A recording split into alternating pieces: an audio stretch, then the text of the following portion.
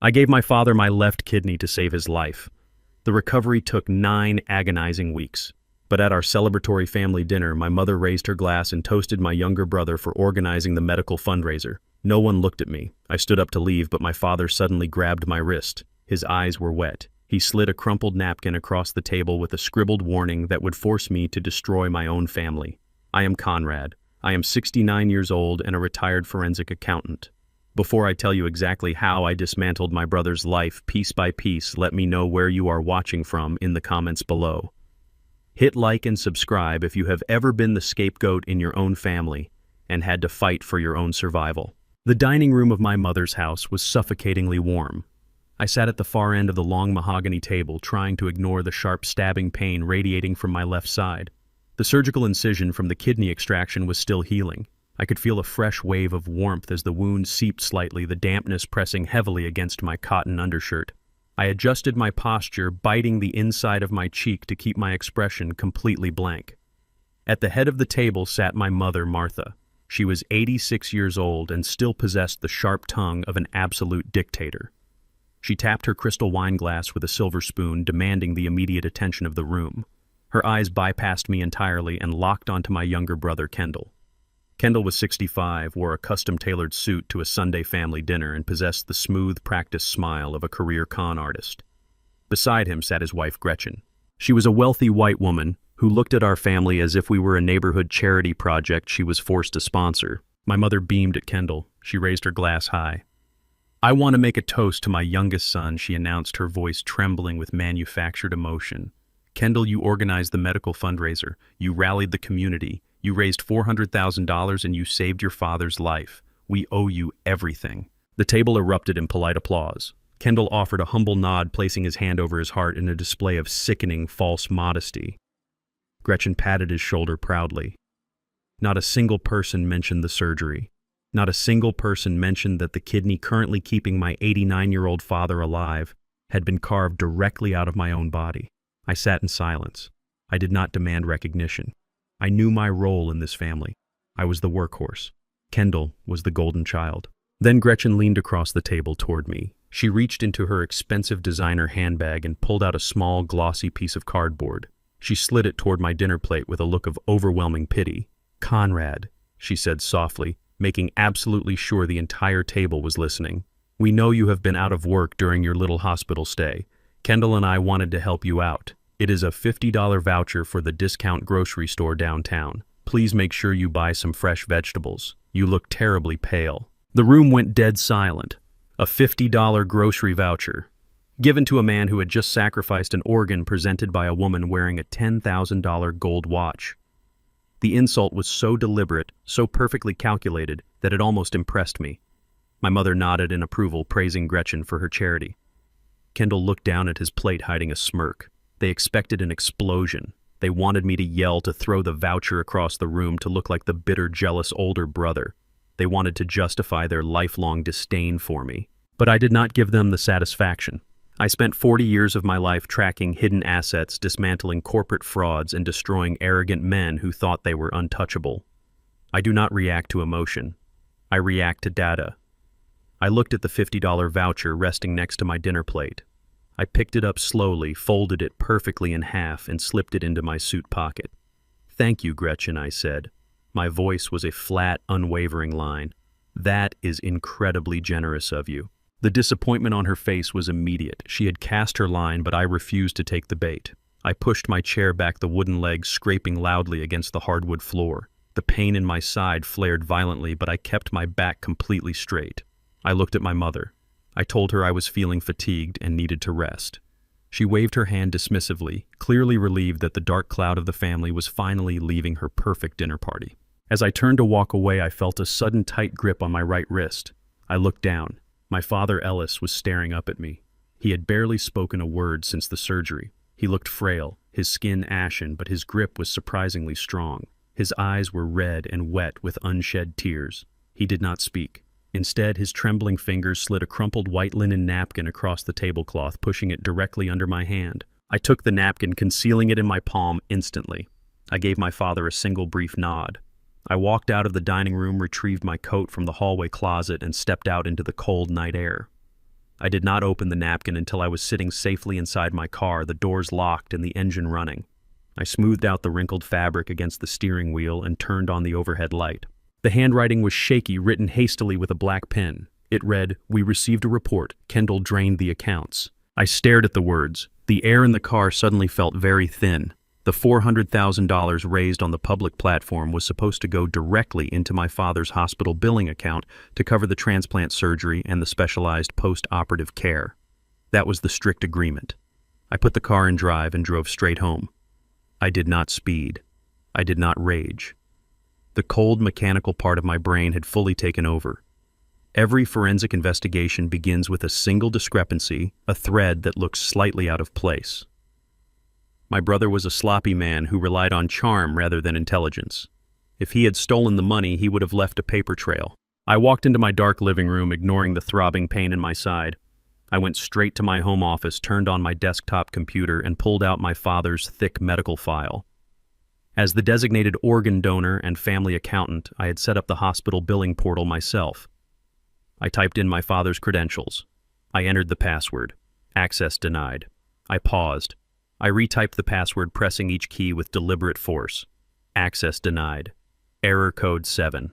Account locked. I leaned closer to the bright monitor. The system displayed a brief automated message indicating that the primary contact email for the billing account had been changed. The portal was now linked to a secondary external email address. I recognized the domain name immediately. It was the web address of a shell corporation Kendall had set up 3 years ago for a failed commercial real estate venture. Kendall had not just changed the password. He had completely hijacked the financial authority over my father's medical care. I opened a new browser tab and logged into the public fundraising page. The campaign was marked as completed and fully withdrawn. The total amount raised was exactly $412,000. I picked up my desk phone and dialed the 24-hour emergency billing hotline for the hospital network. After 10 agonizing minutes on hold, a weary representative finally answered the call. I provided my father's name, my own identification number, and requested an immediate balance verification for the transplant procedure. I expected the woman to tell me the account was paid in full. I expected her to say the charity money had been safely deposited. Instead, I heard her type rapidly on her keyboard before she let out a heavy sigh. "Sir, the total outstanding balance for the surgery and the hospital stay is $250,000. The account is severely delinquent. Because of the lack of payment, it has been legally converted into a high-interest medical lien." I stopped breathing for a second. The charity money never reached the hospital. Kendall had pocketed nearly $500,000 of donations meant to save our father. But that was not the worst part of the discovery. The representative cleared her throat, her voice dropping to a serious tone. She told me that the guarantor on the medical lien, the person legally responsible for the entire $250,000 debt, was not my father. It was not Kendall. She read the name on the screen. It was me. My brother had forged my signature. I hung up the phone without another word. The plastic receiver clicked into the base with a hollow sound that seemed to echo endlessly in the quiet darkness of my home office. I did not sleep for the rest of the night. I sat perfectly still in my leather chair and watched the cold morning sun slowly rise over the city skyline. The physical pain radiating from my left side was a dull and persistent ache, but it was nothing compared to the icy fury rapidly settling deep into my chest. By 8 in the morning, I was already dressed in a sharp charcoal gray suit. The clothes hung a little looser on my frame since the surgery, but the thick fabric acted as a necessary armor. I walked out to my car and drove directly to the massive Metropolitan Hospital complex where my father and I had been admitted just weeks earlier. I walked straight past the crowded main lobby and navigated the labyrinth of sterile white corridors until I reached the administrative billing wing. The waiting area was packed with anxious families clutching thick stacks of medical bills, but I bypassed the queue entirely. I approached the heavy bulletproof glass window of the supervisor desk. A young clerk with tired eyes and a rumpled tie asked me to take a numbered ticket from the dispenser. I ignored his request. Instead, I slid my state-issued driver license and my official National Organ Donor Registry card under the narrow glass slot. I told him I needed the complete and itemized physical ledger for my father's transplant surgery immediately. The clerk frowned and typed my name lazily into his computer terminal. After a few seconds, he shook his head and pushed my cards back toward me. He stated that the account was strictly restricted by the primary contact. He told me with a dismissive tone that I had no legal authorization to view any financial records associated with the patient. I leaned closer to the glass until my breath fogged the surface. I kept my voice incredibly low and perfectly steady. I informed him that under the specific provisions of federal patient privacy laws, an organ donor possesses the absolute legal right to audit the direct billing of the specific medical procedure involving their extracted tissue. I told him he had exactly 2 minutes to print the entire unredacted file before I contacted the state medical board and the Federal Department of Health to report a severe compliance violation that would cost him his job and the hospital a massive fine. The clerk blinked rapidly. He looked at my unblinking stare and swallowed hard. Without another word, he turned to the heavy-duty printer behind him. He printed a 70-page document and pushed the thick manila folder through the slot. I took the folder without thanking him and walked down the hall to an empty table in the quietest corner of the hospital cafeteria. I opened the heavy file. The sharp scent of fresh ink and cheap recycled paper hit my nose. For 40 years, I made my living as a senior forensic accountant for a massive international firm. I spent 4 decades hunting down corporate embezzlers. I unraveled complex money laundering schemes designed by absolute geniuses. I tracked millions of dollars hidden in offshore accounts by ruthless executives who thought they were entirely untouchable. Numbers do not lie. They leave an undeniable trail that arrogance always fails to erase. I ran my index finger down the long columns of dense medical codes and exorbitant billing charges. The noisy cafeteria around me completely faded away. My mind shifted seamlessly into the cold analytical gear that had built my entire reputation. I traced the precise timeline of the hospital charges. I noted the date of the surgery. I calculated the cost of the operating room, the specialized surgical team, the intensive care unit fees, and the insanely expensive anti-rejection medications. The total balance at the bottom of page 40 was exactly $250,000. But the corresponding column showing incoming payments was completely blank. Not a single cent of the $400,000 Kendall had raised from the sympathetic community was ever transferred to the hospital. The billing department had issued 3 separate formal warnings for severe non-payment. Instead of simply settling the balance with the charity funds, Kendall had authorized the hospital financial department to convert the massive medical debt into a third-party collection lien. This was not a standard manageable payment plan designed for struggling families. It was a predatory high-interest medical lien specifically designed to attach itself to physical assets and bleed the debtor dry. I looked closely at the interest rate printed in fine print at the bottom of the page, 18% compounding annually. The debt was mathematically structured to balloon out of control within a few short years. Kendall had effectively placed a ticking financial time bomb directly underneath my family while presenting himself to the world as our ultimate savior. But the most horrifying revelation was not the missing money or the predatory interest rate. It was the legal structure of the liability itself. I turned to the final page of the thick contract. It was the primary guarantor agreement. This was the specific legal document that bound an individual to pay the entire $250,000 debt if the primary patient defaulted. My father was 89 years old and possessed absolutely no liquid assets, so the hospital legally required a financially solvent guarantor before they would even schedule the surgery. I looked down at the signature line at the very bottom of the page. There was my name signed in dark black ink. Conrad. It was a flawless, absolute forgery. The sharp loops of the letters were exactly how I wrote them. The slight aggressive slant at the end of the signature was captured perfectly. Kendall had not just guessed my handwriting. He had studied it obsessively. He had likely dug through the old tax returns I prepared for the family years ago to trace my exact pen strokes over and over until he perfected the muscle memory. The sheer, calculated malice of his actions took my breath away. My own brother had used my physical body to save our father. He had stolen the massive amount of charity money meant to pay for that medical salvation. And then he had legally shackled me to the crushing debt of the very procedure that cost me my organ. If I defaulted on this forged lien, the aggressive collection agency would have the absolute legal right to freeze my bank accounts, garnish my pension, seize my retirement funds, and even place a foreclosure hold on my house. Kendall was walking around town with nearly $500,000 in tax-free cash, playing the role of the devoted and heroic son. Meanwhile, I was $250,000 in debt, sitting in a hospital cafeteria and physically bleeding through my undershirt.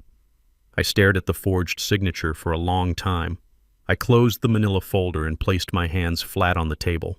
I did not feel panic. Panic is an emotion reserved for people who do not understand the rules of the game they are playing. I felt an absolute freezing clarity wash over my entire body. My brother had made a fatal miscalculation. He had mistaken my quiet nature and my willingness to sacrifice for weakness. He actually thought he could outsmart a veteran auditor who had personally dismantled Wall Street executives and sent billionaires to federal prison. I stood up from the cafeteria table and walked slowly back to my car. The throbbing pain in my side was completely gone, replaced by a singular driving purpose. The silent adjustment had officially begun and Kendall had no idea what was coming for him. I drove straight home from the hospital and walked directly into my office.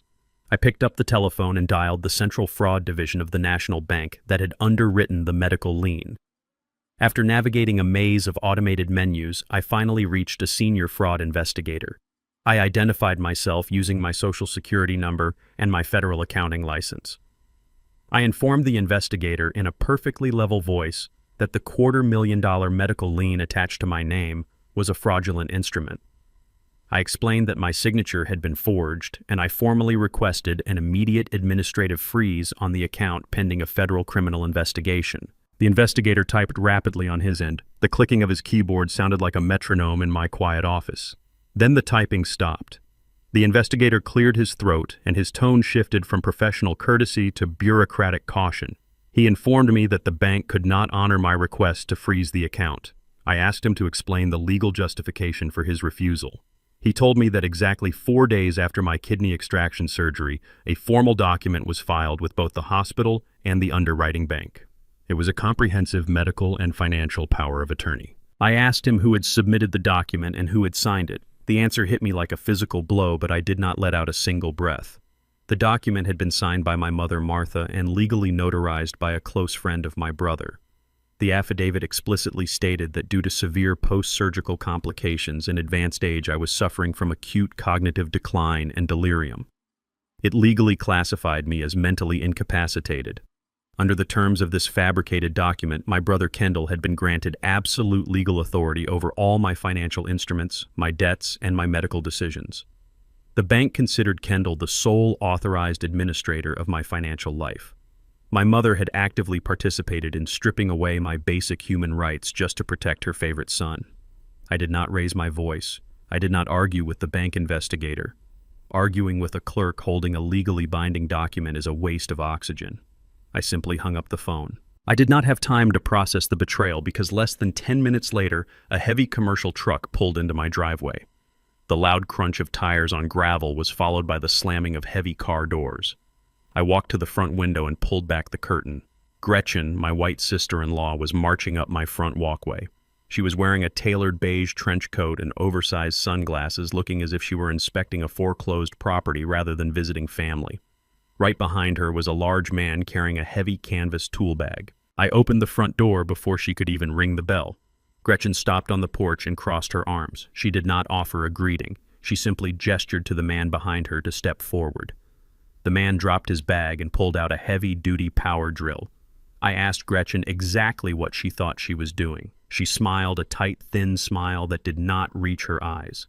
She reached into her expensive leather handbag and pulled out a thick stack of legal papers. She held them up but did not hand them to me. She announced in a loud theatrical voice that because of my severe medical debt and my deteriorating mental state, Kendall had formed a family management trust. She stated that as the new legal stewards of my well-being, the trust was taking immediate receivership of my physical assets to offset the massive financial liabilities I had supposedly incurred. In plain English, she was seizing my house. She told me that the locksmith was here to change every deadbolt on the property. She looked me up and down, taking in my loose suit and my pale complexion. She instructed me to go upstairs, pack a single suitcase of basic clothing, and vacate the premises immediately. If I refused, or if I attempted to cause a scene, she promised to call the police. She reminded me with dripping malice that the police would look at the power of attorney claiming I was suffering from dementia, and they would forcibly remove me from my own home for trespassing. She was using my own law-abiding nature and my reputation against me. She expected me to crumble, to beg, or to scream. I looked at the heavy drill in the locksmith's hand, and then I looked directly into Gretchen's eyes. I did not blink. I did not offer a single word of protest. A man who fights a battle before he has loaded his weapons is a fool. I simply nodded. I told her I understood the situation and that I would go pack my medication. Her smug expression faltered for a fraction of a second, clearly unsettled by my complete lack of resistance. I turned my back to her and walked down the hallway toward my bedroom. I did not pack clothes. I opened the false bottom of my bedside table and retrieved a pre-packed emergency duffel bag that contained my passport, emergency cash, and a secure laptop. Then I reached into a small velvet box in my dresser drawer. For years, I had investigated corporate espionage and high-level embezzlement. I kept a small inventory of specialized tools. I pulled out a microscopic GPS tracker. It was no larger than a standard shirt button, completely encased in matte black plastic with a battery life of 6 months. I palmed the tiny device and walked back out to the front hallway. The locksmith was already drilling out the brass lock on my front door. The loud grinding noise of the drill filled the air. Gretchen was standing on the porch shouting instructions at the man over the noise. Her expensive leather handbag was resting unguarded on the small console table just inside the entryway. I walked past the table carrying my duffel bag. In one fluid, practiced motion, I brushed my hand against the side of her purse and slipped the tiny tracker deep into the outer lining pocket. The device dropped silently to the bottom. I stepped out onto the front porch and walked past Gretchen. She sneered at me and told me she would send me an email with the address of a cheap motel she had booked for me. I did not look back. I walked to my car, threw the duffel bag into the passenger seat, and started the engine. I drove out of the neighborhood and parked in the lot of a nearby diner. I opened my secure laptop and booted up the tracking software. A small red blinking dot appeared on the screen, perfectly marking Gretchen's exact location. By locking me out of my own house, they thought they had rendered me homeless and helpless. They had actually just untethered a predator. Now I was going to follow the money. I sat in my car in the diner parking lot and watched the glowing screen of my laptop. The small red dot representing the GPS tracker inside Gretchen's designer handbag remained stationary for exactly 12 minutes. Then it began to move. It did not head toward the affluent downtown commercial district. It bypassed the high-end boutiques and the luxury salons she usually frequented on Tuesday afternoons. I put my car in gear and followed. I maintained a safe 2-mile distance, relying entirely on the digital ping of the tracking software. I navigated the heavy afternoon traffic while the dull ache in my side served as a constant reminder of the physical price I had already paid. The red dot moved steadily toward the riverfront. This was an industrial area currently undergoing massive and expensive gentrification. I pulled onto a side street overlooking the river and parked my car under the heavy shade of a large oak tree. The tracking signal had stopped moving entirely. I retrieved a pair of compact, high-powered binoculars from my glove compartment. I rolled down my window and surveyed the area through the magnified lenses. I spotted Gretchen's silver luxury SUV immediately. It was parked illegally in a designated commercial loading zone. She was standing at the entrance of a massive multi-acre construction site. Heavy yellow cranes loomed against the gray sky, swinging enormous steel beams over a half-finished concrete foundation. Dust plumed into the air as dump trucks roared past the perimeter fencing. A large billboard proudly announced the future home of the Riverwalk luxury condominiums. Gretchen was standing near the chain-link gate wearing a white hard hat over her perfectly styled hair. She was pointing aggressively at a clipboard held by a stressed-looking construction foreman. She was acting with the absolute authority of a primary owner. My brother was a mediocre real estate investor who flipped cheap suburban properties. He had never managed a commercial project of this massive magnitude. This was a multi-million-dollar development. Kendall and Gretchen simply did not have the liquid capital required to secure the initial zoning permits for a site this size, let alone break ground and pour foundation, unless they had recently acquired a massive untraceable influx of cash. The pieces were beginning to align with terrifying precision. I watched as Gretchen turned and walked into a temporary modular office building set up just inside the main gate. I lowered my binoculars. I needed to know exactly whose name was printed on the legal permits sitting inside that trailer. I opened my emergency duffel bag on the passenger seat and pulled out a high-visibility yellow reflective vest and a plain white hard hat. I always kept basic sight gear in my vehicle from my years conducting physical corporate audits. I put the gear on directly over my charcoal suit. I grabbed a blank clipboard and a heavy metal flashlight. Confidence is the ultimate skeleton key in any secure environment. If you walk with absolute authority, people will naturally step out of your way. I crossed the busy street and walked straight through the main construction gate. A private security guard barely glanced at me as I marched past him with a severe expression on my face. I headed directly for the modular office trailer. I opened the door without knocking and stepped inside. The air conditioning blasted my face. The office was chaotic and loud. It was filled with rolled-up blueprints, empty coffee cups, and the harsh static of two-way radios. Gretchen was nowhere to be seen. She was likely taking a physical tour of the upper concrete decks. A young administrative assistant looked up from her desk. Her eyes widened in surprise at my sudden intrusion. I did not give her a chance to ask questions. I tapped my clipboard aggressively against the doorframe. I announced myself as an independent safety compliance auditor contracted by the Municipal Zoning Board. I told her I was conducting a random spot check on their primary contractor registry and insurance bonding certificates. I demanded to see the main compliance board, immediately citing a fabricated violation code about hazardous material storage on the lower levels. The young woman stammered, clearly intimidated by my sharp tone and my formal attire. She pointed nervously toward a large corkboard mounted on the back wall of the trailer. I walked over to it, my eyes scanning the heavily pinned documents. Every commercial construction site is legally required to post their master contractor registry. This document lists the primary developer, the financial underwriters, and the liability bond holders. I pulled out my mobile phone and quickly snapped high-resolution photographs of every single document pinned to the board. I made absolutely sure to capture the tax identification numbers, the corporate routing codes, and the physical signatures of the managing partners. The assistant watched me nervously from her desk, but she did not dare to intervene. I finished my task in under 60 seconds. I thanked her coldly, told her to expect a formal compliance report in the mail, and walked out of the trailer before the foreman or Gretchen could return from their tour. I walked swiftly back to my parked car. I stripped off the reflective vest, tossed the hard hat into the back seat, and locked the heavy doors.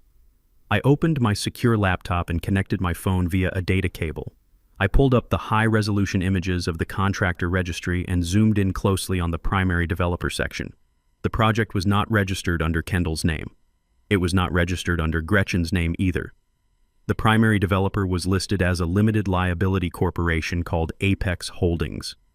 I immediately logged into the state commercial registry database using my professional credentials and ran a deep background search on the corporate tax identification number I had just photographed.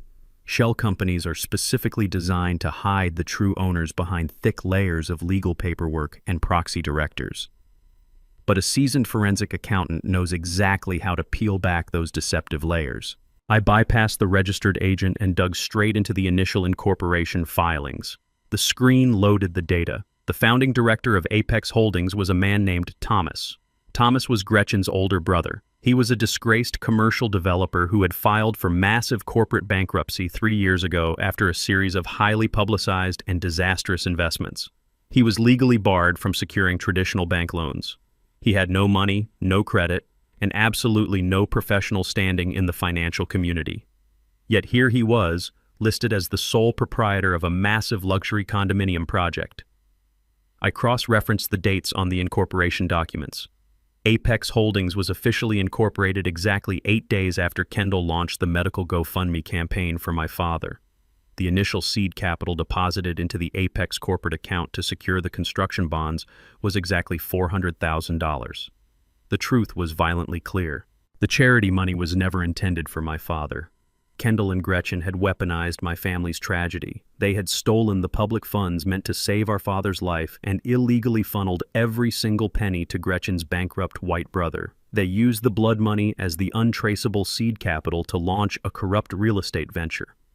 They were hoping to build a multi-million-dollar empire on the back of my stolen kidney and my father's intense physical suffering. The sheer magnitude of their greed was breathtaking. They had orchestrated a masterclass in financial manipulation and family betrayal, but they had made one fatal error.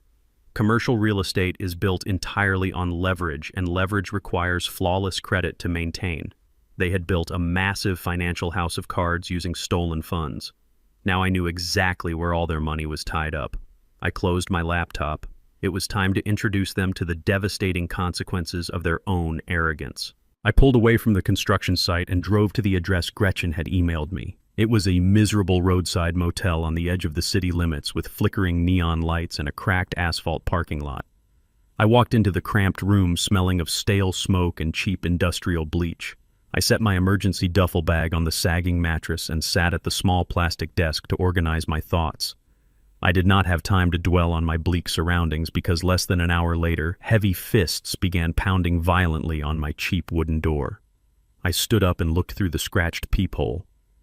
Standing outside under the buzzing yellow porch light was my daughter Sasha and her husband Bradley. I unlocked the deadbolt and pulled the door open. Sasha pushed past me into the room. She is a highly respected pediatrician who deals with life and death every single day, but right now she looked absolutely terrified. Her eyes were red and swollen from crying. Bradley followed closely behind her, locking the door behind him. He is a senior software engineer. He is usually a man of quiet logic and gentle patience, but tonight his face was pale, and his jaw was clenched so tight the muscles in his neck were trembling. I asked them what happened. Sasha covered her face with her hands and collapsed onto the edge of the motel bed. Her voice shook as she explained the disaster. Earlier that afternoon, she had logged into the family financial portal to pay the first major tuition installment for my granddaughter's upcoming college semester. The money was supposed to be drawn from a specialized educational trust fund. I had personally seeded that fund a decade ago with a massive initial deposit. A few years later, Kendall had convinced the entire family to let him take over the administrative management of the portfolio. He promised to use his supposed real estate expertise to yield aggressive market returns for his niece's future. Sasha trusted her uncle. I trusted my brother to do the right thing for a child. We were both wrong. Sasha looked up at me with tears streaming down her face. She told me the balance of the college fund was zero. Every single penny of the $85,000 was completely gone. The account had been drained through a series of complex wire transfers authorized by Kendall exactly 3 weeks ago. He had stolen his own niece's future to help fund his fraudulent luxury condominium project. Bradley stepped directly into my personal space. He is a tall, broad-shouldered white man who had always treated me with deep respect, but tonight that respect was entirely burned away by his protective fury. He pointed a finger at my chest. He did not yell, but his voice was thick with venom. He told me this was my fault. He said my entire family knew Kendall was a greedy, manipulative parasite, but I was the only one who consistently enabled him. Bradley accused me of being weak. He said I always played the role of the silent martyr, swallowing my pride to keep a fake peace in a family that actively despised me. He listed my failures with brutal precision. He pointed out that I let my mother treat me like garbage. I let my brother steal the spotlight for a surgery that carved an organ out of my own body. I let my sister-in-law kick me out of a house I paid for, and because of my pathetic, endless tolerance, my granddaughter was now going to lose her seat at a prestigious university. I stood perfectly still in the center of the dingy motel room. I did not raise my hands to defend myself. I did not offer a single excuse. Everything Bradley said was entirely accurate from the perspective of an outsider looking at a broken man. I let him vent his rage. I let him insult my character and question my manhood. I watched the anger burn in his eyes, and I recognized its immense value. A polite son-in-law is useless in a war, but a brilliant software engineer fueled by righteous fury and a desperate need to protect his daughter is the most dangerous weapon a forensic accountant could ever ask for. I needed Bradley to be angry. I needed him to hate Kendall enough to cross legal boundaries when the time came. I absorbed his harsh words like a sponge soaking up water. When he finally ran out of breath, he stepped back, breathing heavily, waiting for me to argue or apologize. I looked at Sasha weeping on the bed, and then I looked directly into Bradley's eyes.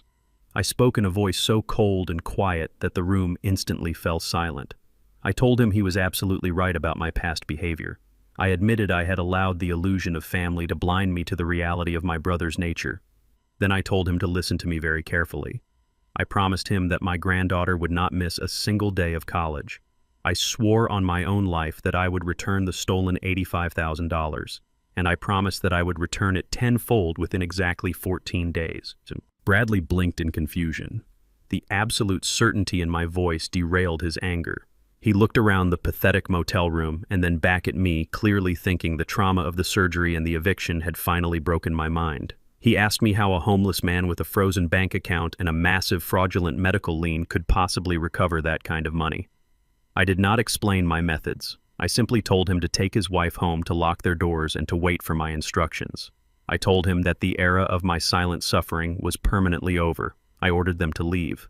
They walked out of the room, quietly subdued by my sudden shift in demeanor. The moment the door clicked shut, I engaged the deadbolt and pulled the thin curtains tight. I sat back down at the plastic desk and opened my secure laptop. My brother and his wife believed they had stripped me of all my resources. They assumed my wealth was tied entirely to my frozen checking accounts and the house they had just stolen. They had no idea who they were actually dealing with. During my 40 years as an international corporate auditor, I had uncovered massive financial loopholes. I never broke the law, but I learned exactly how to maximize it. I routed my internet connection through 3 separate encrypted servers. I logged into a private offshore wealth management portal based in the Cayman Islands. This was a shadow portfolio I had spent 4 decades building, entirely independent of the American banking system and completely invisible to anyone in my family. It was my ultimate contingency plan. The screen loaded, displaying a glowing green number, $1,200,000. It was sitting in high-yield municipal bonds and secure index funds. Kendall was building a multi-million-dollar condominium project using stolen charity money and a bankrupt proxy developer. Commercial real estate ventures of that size are never built with cash. They are built on massive high-interest short-term loans called mezzanine debt. If the developer misses a single payment, the creditor has the absolute legal right to seize the entire property and wipe out the equity. Kendall thought he was a real estate mogul. He was actually a mouse dancing on a trap. To crush him, I did not need to hire a lawyer to argue in front of a judge for years. I needed liquid capital. I needed to become his worst nightmare. I moved my cursor over the primary portfolio dashboard. I selected every single bond and every single fund. I clicked the execution button and initiated a total liquidation of my entire life savings. The automated prompt warned me of the massive penalty fees for an immediate cash withdrawal. I approved the penalties without a second thought. By tomorrow morning, I would have over $1 million of untraceable liquid cash sitting in a blind corporate trust. I was going to find out exactly who owned the debt on my brother's luxury project. And then I was going to buy it. The notification of the emergency family meeting arrived via a sterile text message from Gretchen the following morning. I was sitting at the wobbly plastic desk in my motel room watching the confirmation of my offshore wire transfer clear into my newly established corporate trust. The message simply dictated that my presence was required at the main family estate at exactly noon. The family estate was a sprawling historic property my father had purchased nearly 50 years ago. It was a beautiful piece of land with towering oak trees and a massive wraparound porch worth at least $2 million on the current market. I put on my gray suit and drove across town, ignoring the persistent dull ache radiating from my surgical scar. When I arrived, I walked through the heavy front doors and into the grand living room. I found my mother Martha pacing nervously across the antique Persian rug. Kendall was standing by the large stone fireplace wearing a somber dark suit and an expression of deep concern that looked entirely rehearsed. Gretchen sat on the velvet sofa, scrolling through her mobile phone with blatant disinterest in the emotional atmosphere of the room. My father Ellis was seated in his medical recliner in the far corner. He looked exhausted and fragile, but his eyes were sharp and focused on me the moment I entered. Kendall cleared his throat loudly, demanding the attention of the room. He did not offer me a greeting or ask about my recovery. He immediately launched into a theatrical and highly alarming speech about the severe deterioration of our father's health. He claimed he had spoken privately with the surgical team and the senior post-operative care nurses earlier that morning. According to Kendall, the kidney transplant was showing early signs of severe rejection. He lied with absolute unblinking conviction, stating that my father now required round-the-clock intensive monitoring and specialized medical equipment that our family could simply not provide in a residential setting.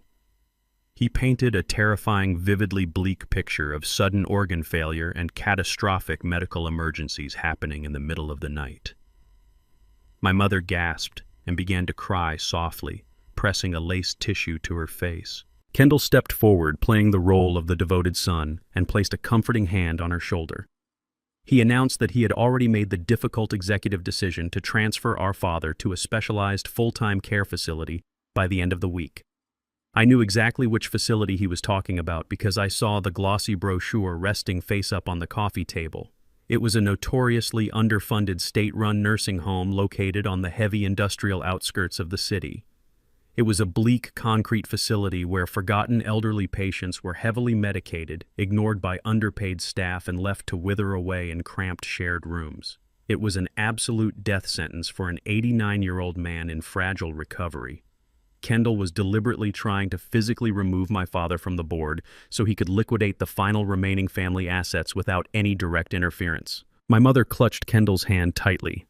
Her voice shook as she asked how they could possibly afford even a state-run facility since all the charity money had supposedly been completely exhausted by the initial hospital fees.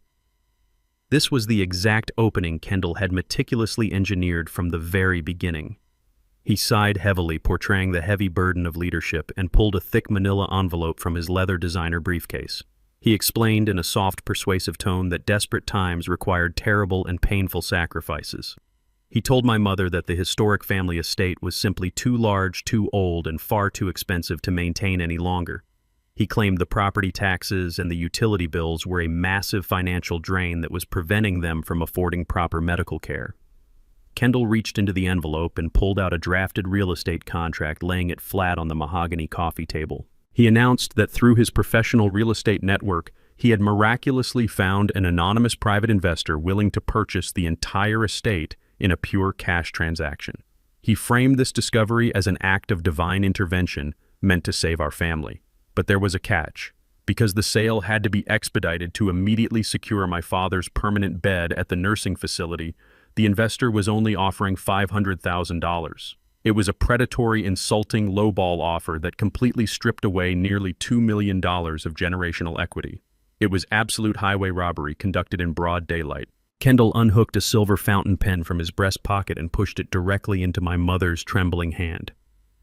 He gently reminded her of the fabricated medical and financial power of attorney she had signed the previous week, granting him total administrative control over the family assets. He told her that while he technically had the absolute legal right to execute the sale himself without her permission, he wanted her physical signature on the paperwork to ensure the family remained spiritually united during this terrible crisis. He leaned down and whispered intensely in her ear. He told her that if she did not sign the contract right now, the investor would walk away and my father would die in this house without the proper medical care he desperately needed. He explicitly weaponized her deep love and her profound fear, turning her emotions into tools of financial extortion. My mother looked down at the complex legal contract through tear-filled eyes. She looked across the room at my father sitting silently in his chair. Then, without reading a single legal clause, without hiring an independent appraiser or questioning the massive financial loss, she pressed the pen to the heavy paper and signed her name on the primary authorization line. Gretchen finally looked up from her phone and smiled a sharp, vicious smile. The trap had been perfectly sprung and the family legacy was officially signed away. Kendall picked up the signed contract and carefully blew on the wet ink to dry it. He stood up straight and looked directly at me, anticipating a massive explosion. He expected me to shout to demand an immediate legal injunction and to fight for my childhood home.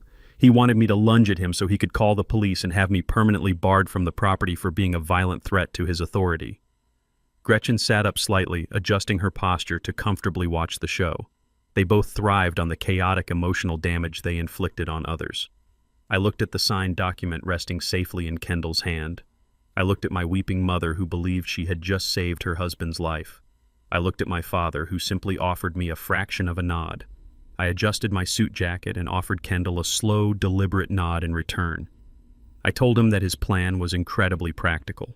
I stated in a flat, purely analytical tone that liquidating the physical estate to secure immediate medical capital was the only logical maneuver left on the board. I formally commended him for his swift and decisive action. The silence that fell over the grand living room was absolute and suffocating. My mother stopped crying instantly and stared at me in pure, unadulterated horror, viewing my verbal compliance as the ultimate cold-blooded betrayal of my father. Gretchen frowned deeply, her anticipated morning entertainment entirely ruined by my lack of outrage. Kendall blinked, his smooth, confident facade cracking for a fraction of a second in pure confusion. He did not know how to process my total and immediate surrender. I did not give them time to question my motives or press me for an emotional reaction.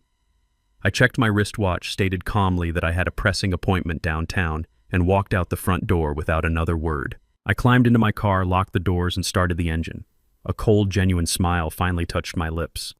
When Kendall had placed the contract on the coffee table, I did not need to read the fine print or the dense legal jargon. I only needed to read the bolded name of the purchasing entity listed at the very top of the page. It was a newly registered limited liability company. I had already run that specific corporate tax identification number during my deep, comprehensive dive into his fraudulent finances the night before. The anonymous cash investor did not exist. The company purchasing the $2 million family estate for pennies was a shell corporation entirely owned and operated by Kendall himself. He was using a portion of the stolen charity funds to legally buy his own parents' house out from under them at a massive, devastating discount. His ultimate plan was to immediately flip the historic property on the open market next month and use the multi-million-dollar profit to save his failing luxury condominium project. He thought he had just executed the perfect invisible financial crime. He believed he was the smartest man in the room. He did not realize that by putting his fraudulent real estate acquisition in writing and presenting it across state lines, he had just handed a veteran forensic accountant the exact federal wire fraud evidence required to absolutely destroy him. I left the family estate with the details of Kendall's fraudulent real estate contract permanently burned into my memory. I drove directly away from the sprawling suburbs and headed deep into the heart of the downtown financial district. I parked in an underground garage and took a private elevator to the top floor of a high-rise glass tower. Waiting for me in a dark mahogany corner office was Abram. Abram was 72 years old and a veteran corporate litigator who wore a custom-tailored three-piece suit like a suit of armor. He was a ruthless legal predator who had spent his entire career orchestrating hostile corporate takeovers and defending absolute financial monsters. He was also my oldest friend. We sat across from each other at his massive oak desk while I laid out the entire paper trail. I showed him the forged medical lien, the fabricated power of attorney, the GoFundMe withdrawal logs, and the state registry documents proving Kendall was using a shell corporation to buy our parents' house for pennies. Abram did not interrupt me. He poured 2 glasses of expensive bourbon, handed one to me, and reviewed the documents with a terrifying surgical precision. When he finished reading, he leaned back in his leather chair and smiled a cold, dangerous smile. He told me the evidence was absolute perfection. He suggested we immediately walk the entire folder over to the regional field office of the Federal Bureau of Investigation. Abram promised me the federal agents would arrest Kendall for wire fraud, identity theft, and elder financial abuse before the end of the week. I took a slow sip of my bourbon and shook my head.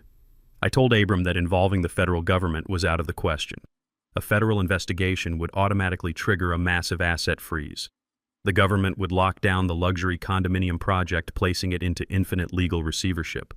My granddaughter's stolen college tuition would disappear into a bureaucratic black hole for 5 years while the courts ground on.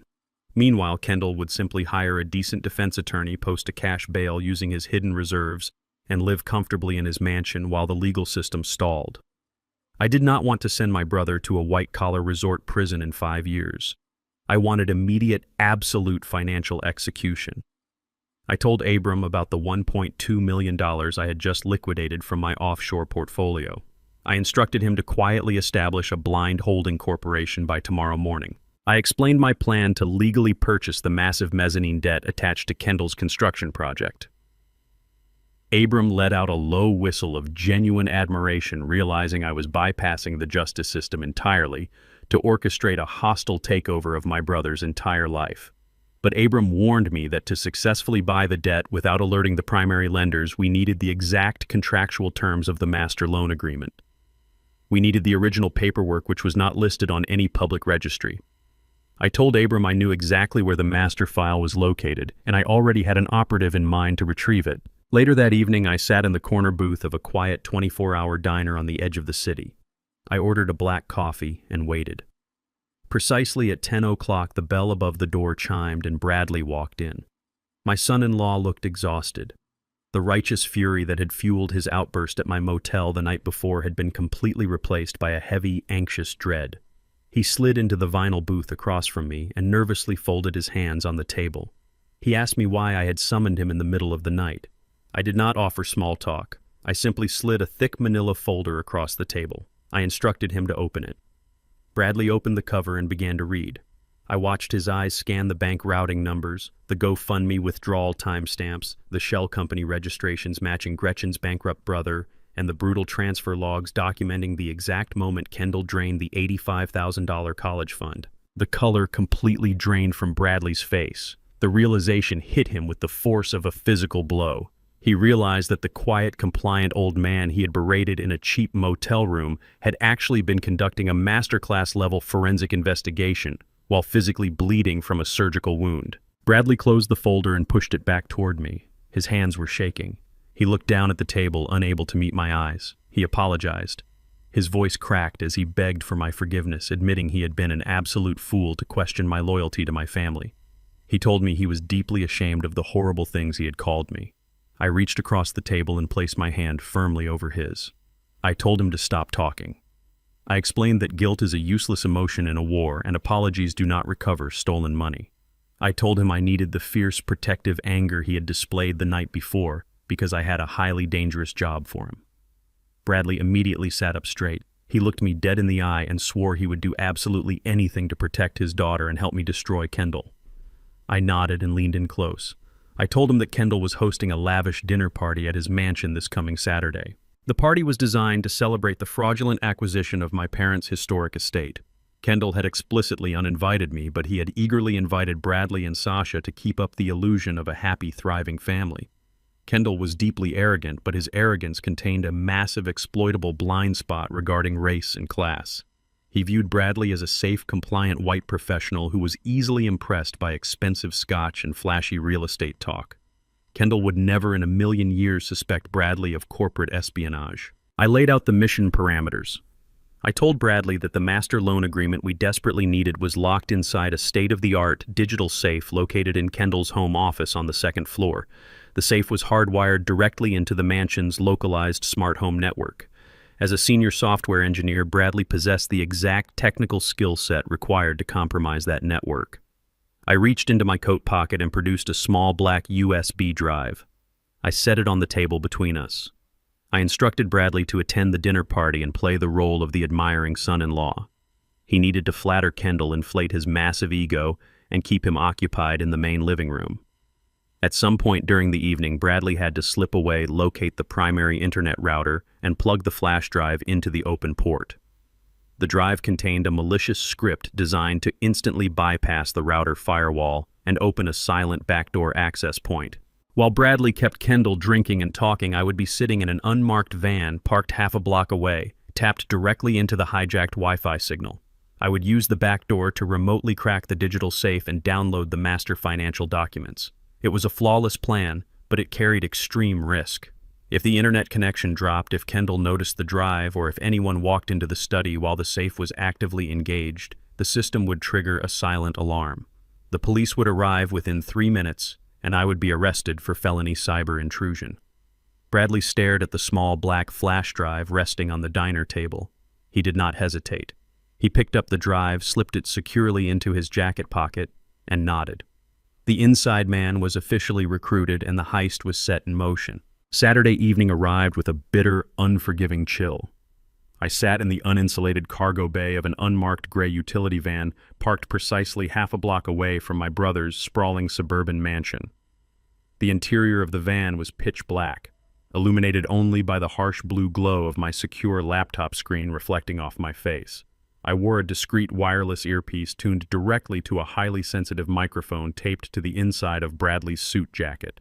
Through the encrypted audio feed, I could hear the sharp clinking of expensive crystal glasses and the low, elegant hum of a live string quartet playing in the background. Sasha and Bradley had arrived 15 minutes earlier. Kendall was already holding court in the center of the room. His voice boomed through my earpiece, thick with unearned confidence and premium aged scotch. He was actively gloating to Bradley about his brilliant new real estate acquisitions, completely unaware that he was bragging about stealing our parents' historic home to the exact man tasked with destroying him. I listened coldly as Kendall lectured Bradley on the harsh realities of generational wealth and the necessary ruthless sacrifices of high-level business. He sounded like a man who believed he had permanently conquered the world. He was so utterly distracted by the sound of his own voice and the admiration of his wealthy guests that he completely ignored his physical surroundings. I checked my heavy steel wristwatch. It was exactly time to initiate the breach. I tapped the microphone button on my laptop keyboard and gave Bradley a single short command to execute his maneuver. Inside the crowded mansion, I heard Bradley clear his throat. He praised Kendall's business acumen, playing the role of the eager, subservient son-in-law flawlessly. He asked Kendall to show him the specific architectural renderings for the new condominium project. Kendall eagerly agreed, his massive ego unable to resist an audience. I heard their footsteps move away from the noisy dining room and head toward the massive custom-built mahogany entertainment center in the main living room. This was the exact physical location of the primary smart home router hub. I heard Kendall set his heavy crystal glass down on the marble counter. Bradley needed a momentary distraction to cover his movements. He accidentally knocked his own glass against the sharp edge of the bar, shattering it violently onto the polished hardwood floor. Kendall cursed loudly and yelled for the hired catering staff to bring a broom immediately. In the resulting chaos of apologies and sweeping glass, Bradley dropped to one knee. He reached blindly behind the heavy wooden cabinet. My laptop screen flashed a rapid sequence of gray command lines. Bradley had successfully plugged the black flash drive directly into the open security port of the router. A bright green icon locked onto the center of my screen. I was securely in. I immediately severed the audio link to Bradley's microphone to dedicate my absolute full concentration to the network intrusion. Kendall's mansion was entirely hardwired into a centralized smart home system controlling everything from the ambient lighting to the security cameras and the private local server located in his second-floor study. Kendall had spent tens of thousands of dollars on the physical hardware, but he possessed the typical fatal arrogance of a wealthy amateur. He assumed physical walls and expensive gates equaled digital security. He had never bothered to change the factory default administrator passwords on his internal network nodes. It took me exactly 4 seconds to bypass the primary firewall and gain absolute root access to his private server. I routed my connection through the smart thermostat network to completely mask my digital footprint. I locked onto the secure digital vault partition on his main hard drive. This was where he kept the master financial documents, the original loan agreements, and the unredacted ledgers for all his shell corporations. The digital vault required a secondary biometric passcode. I did not have his fingerprint, but a veteran forensic accountant does not need an invitation to enter a locked room. I had spent years analyzing the vulnerability of dual authentication systems during corporate audits. I simply bypassed the user interface entirely and attacked the backup recovery protocol using a highly aggressive brute force script I had compiled earlier that afternoon. Lines of code cascaded down my screen like falling rain. The encrypted lock held firm for 2 agonizing minutes. Then the encryption shattered completely. The vault swung open digitally, exposing hundreds of highly sensitive corporate files. I initiated a direct peer-to-peer download, transferring the entire directory to my secure laptop. A progress bar appeared on my screen. The files were massive, containing thousands of pages of architectural blueprints, banking statements, and legal contracts. The estimated time to completion was 4 long minutes. I sat in the freezing van and watched the blue bar crawl slowly across the screen. 10%, 30%, 50%. The silence in the van was deafening, broken only by the rapid spinning of my laptop cooling fan. At exactly 80% completion, the audio feed from Bradley's microphone suddenly crackled back to life in my earpiece. The background noise of the party downstairs had vanished. Bradley was breathing heavily, whispering frantically into his lapel. He told me that Gretchen had just left the dining room. She had loudly announced to the guests that she was going upstairs to the study to retrieve a box of Kendall's imported Cuban cigars. The primary local server and the router hub were physically located on the large desk right in the center of that study. If she looked at the server tower, she would see the indicator lights flashing wildly, signaling a massive unauthorized data transfer in progress. My download progress hit 90%. I heard Gretchen's heavy footsteps ascending the wooden staircase. Bradley could not physically stop her without causing a massive, highly suspicious scene. He was trapped on the first floor. I stared intently at the progress bar. 95%. I heard the sharp, distinct click of Gretchen's high heels walking down the second-floor hallway. She was rapidly approaching the study door. 97%. I hovered my finger directly over the emergency kill switch on my keyboard. If I terminated the connection now, the encrypted files would be permanently corrupted and the entire mission would fail instantly. I held my breath. My eyes locked on the screen. 99%. I heard the brass doorknob of the study turn. The heavy wooden door creaked open. 100%. Complete. I slammed my finger onto the kill switch, instantly severing the connection, wiping the backdoor access log, and retracting the malicious script from the router downstairs in a fraction of a second. I slumped back against the cold metal wall of the van, exhaling a long, tight breath. I had the files. I immediately opened the newly downloaded folder and ran a rapid keyword search for the primary commercial loan agreement tied to the luxury condominium project. I opened the master contract and scrolled past the standard liability clauses, zeroing in directly on the amortization schedule. Kendall and his bankrupt brother-in-law had secured a massive mezzanine loan to fund the initial construction phase. I looked at the principal amount, $1 million. But the true fatal flaw was buried deeply in the fine print on page 42. It was a predatory short-term balloon loan with a strict non-compliance acceleration clause. The entire $1 million principal plus 20% compounded interest was not due in a year. It was due next Friday. If Kendall missed that single payment, the creditor had the absolute legal right to instantly seize the entire development project and wipe out all existing equity. Kendall was sitting on a ticking financial time bomb with less than a week left on the clock. I closed my laptop in the dark van. I did not just have his dirty secrets. I had his exact execution date, and I had the cash to buy the guillotine.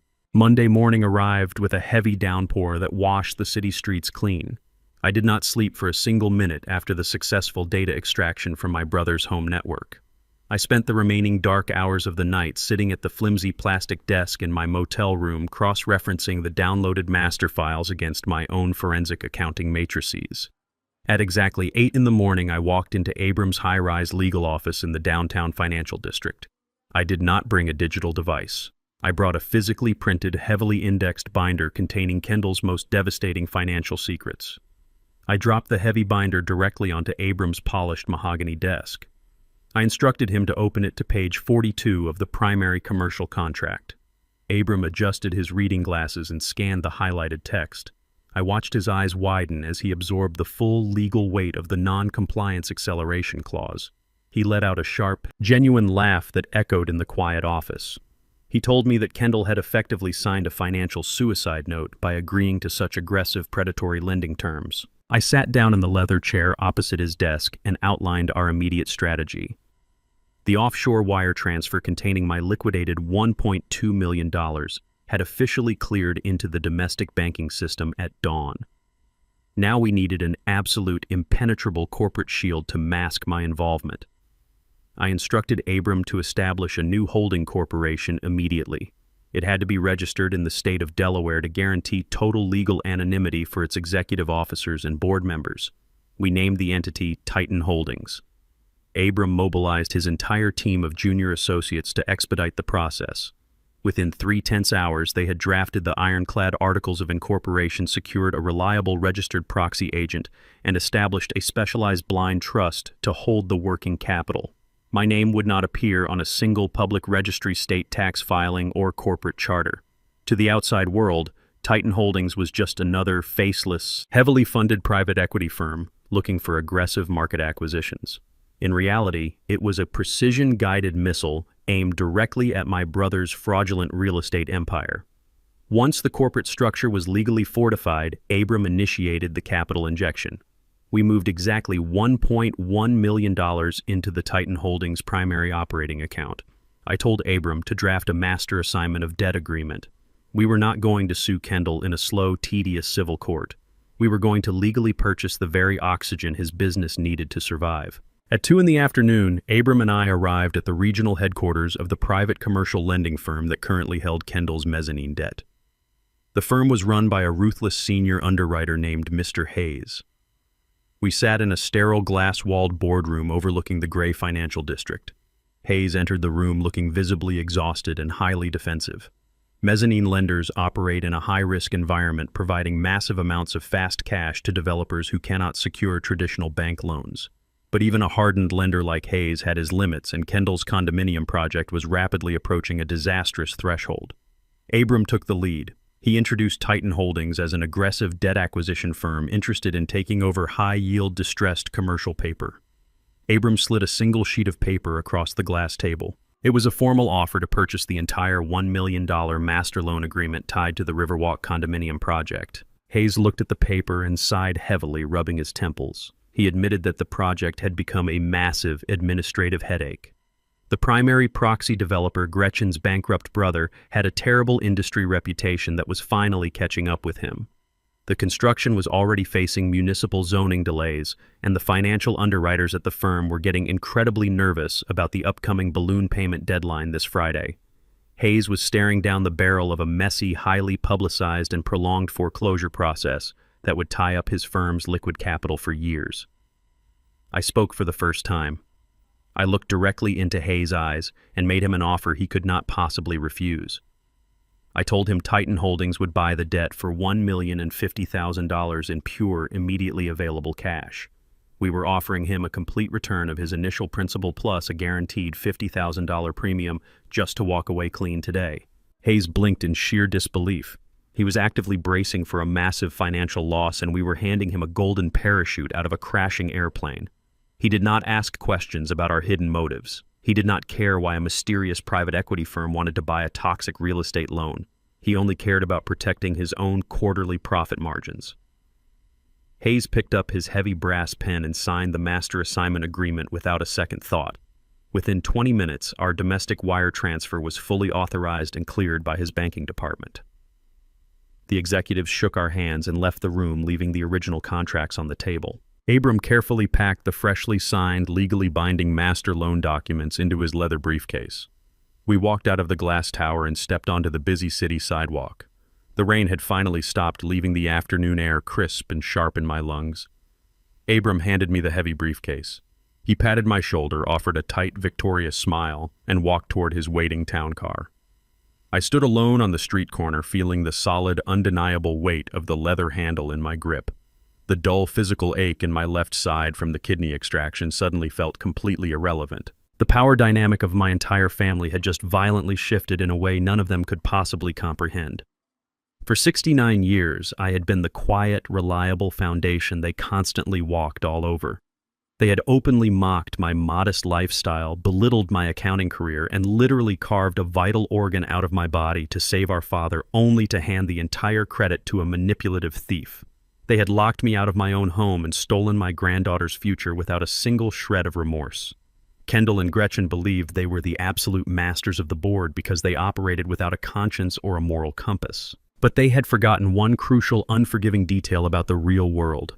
A man who truly understands the invisible flow of money understands the ultimate flow of power. I was no longer the discarded, bleeding older brother begging for a seat at the family table. By legally acquiring that master debt agreement, I had instantly become the supreme dictator of their entire financial reality. I owned the concrete foundation of their luxury condominiums. I owned the massive steel beams swinging from their yellow cranes. I owned the very ground they walked on. The massive balloon payment of $1 million was due exactly this coming Friday. If they failed to pay, I had the absolute authority to wipe them out entirely. But I am not a patient man who simply waits for a deadline to pass and hopes for the best. I knew Kendall would desperately scramble to find the cash. He would try to secure an emergency bank extension, liquidate hidden assets, or leverage the stolen charity funds to save his project. I was not going to give him the chance to take a single breath.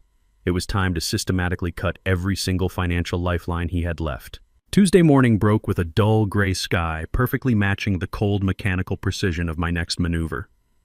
I sat at the small plastic desk in my motel room, sipping a cup of bitter black coffee. I had successfully acquired the massive $1 million mezzanine debt tied to my brother's luxury condominium project. I was officially his supreme creditor. The balloon payment was due this coming Friday. Kendall knew the deadline was approaching. He was arrogant, but he was not entirely stupid regarding basic calendar dates. I knew his exact financial strategy. He was planning to consolidate the remaining stolen charity funds, drain the last of my granddaughter's college savings, and wire the entire sum to the original commercial lender by Thursday afternoon to satisfy the debt and keep his construction site operational. He thought he had the liquid capital ready to deploy. It was my job to make absolutely sure his money vanished into thin air before he could even touch it. During my 40 years as a forensic auditor, I learned that the most destructive force in the modern financial system is not a lawsuit. It is the federal government's anti-money laundering compliance protocols. Under the strict guidelines of the Bank Secrecy Act and the Patriot Act, Financial institutions are legally terrified of processing illicit funds. If a bank knowingly facilitates money laundering or wire fraud, the federal government can hit them with fines running into the hundreds of millions of dollars. Because of this massive liability, banks do not take chances. If they receive credible, documented evidence of severe financial crimes, their automated compliance algorithms trigger an immediate, absolute lockdown of the suspect's entire financial portfolio. They do not call the client to ask for an explanation. They do not offer a grace period. They simply freeze everything and lock the doors. I opened my secure laptop and began assembling the dossier. I did not write an angry letter or a passionate plea for justice. I wrote a sterile, highly technical compliance report formatted exactly like an internal federal audit. I attached the forged medical lien highlighting the exact discrepancies in the signature. I attached the time-stamped withdrawal logs from the public fundraising platform. I cross-referenced those withdrawals with the initial seed capital deposited into the shell company registered to Gretchen's bankrupt brother. I proved using flawless mathematical logic and irrefutable digital evidence that Kendall was actively engaged in a complex layering scheme designed to wash stolen charity funds through a commercial real estate venture. I compiled the massive file into a single encrypted document. I bypassed the standard customer service emails and routed the dossier directly to the senior vice president of the Central Fraud Compliance Division at Kendall's Primary National Bank. I hit send. The trap was set. The detonation occurred exactly 4 hours later. I was sitting in my car near the downtown financial district when my secure mobile phone vibrated. It was Bradley. He was breathing heavily, calling me from a locked bathroom stall inside a high-end steakhouse. He had invited Kendall to lunch under the guise of discussing future tech investments. Bradley quickly relayed the beautiful chaos he had just witnessed. When the waiter brought the bill for their expensive lunch, Kendall confidently dropped his heavy metal black card onto the leather tray. 2 minutes later, the waiter returned looking incredibly uncomfortable. He informed Kendall that the card had been declined. Kendall laughed, assuming it was a simple network error. He pulled out a secondary platinum credit card. Declined. He pulled out his corporate debit card linked directly to his real estate holding company. Declined. Bradley watched as Kendall's smug confidence evaporated, replaced by a sudden sharp confusion. Kendall stepped outside the restaurant to call his elite private wealth manager. Bradley followed him closely, listening to the one-sided conversation. Kendall screamed into the phone, demanding to know why his credit lines were malfunctioning. According to Bradley, the color completely drained from Kendall's face as he listened to the banker's response. The wealth manager did not offer apologies or solutions. He read a legally mandated robotic script. He informed Kendall that all of his personal business and trust accounts had been placed under a mandatory administrative freeze pending an active federal review for severe compliance violations. The banker stated that he was legally prohibited from discussing the matter any further and abruptly disconnected the call. Kendall frantically opened the mobile banking application on his phone. Bradley saw the screen over his shoulder. Every single account displayed a massive red padlock icon and an available balance of 0. Kendall was entirely locked out of his own financial existence. He could not transfer funds. He could not pay his contractors. He could not even pay for his expensive steak. He was a multimillionaire on paper, but in reality he was suddenly poorer than a man sleeping on the street. Panic is a fascinating emotion to observe in a man who has never faced true adversity. By Wednesday morning, the reality of the situation had fully crashed down upon my brother.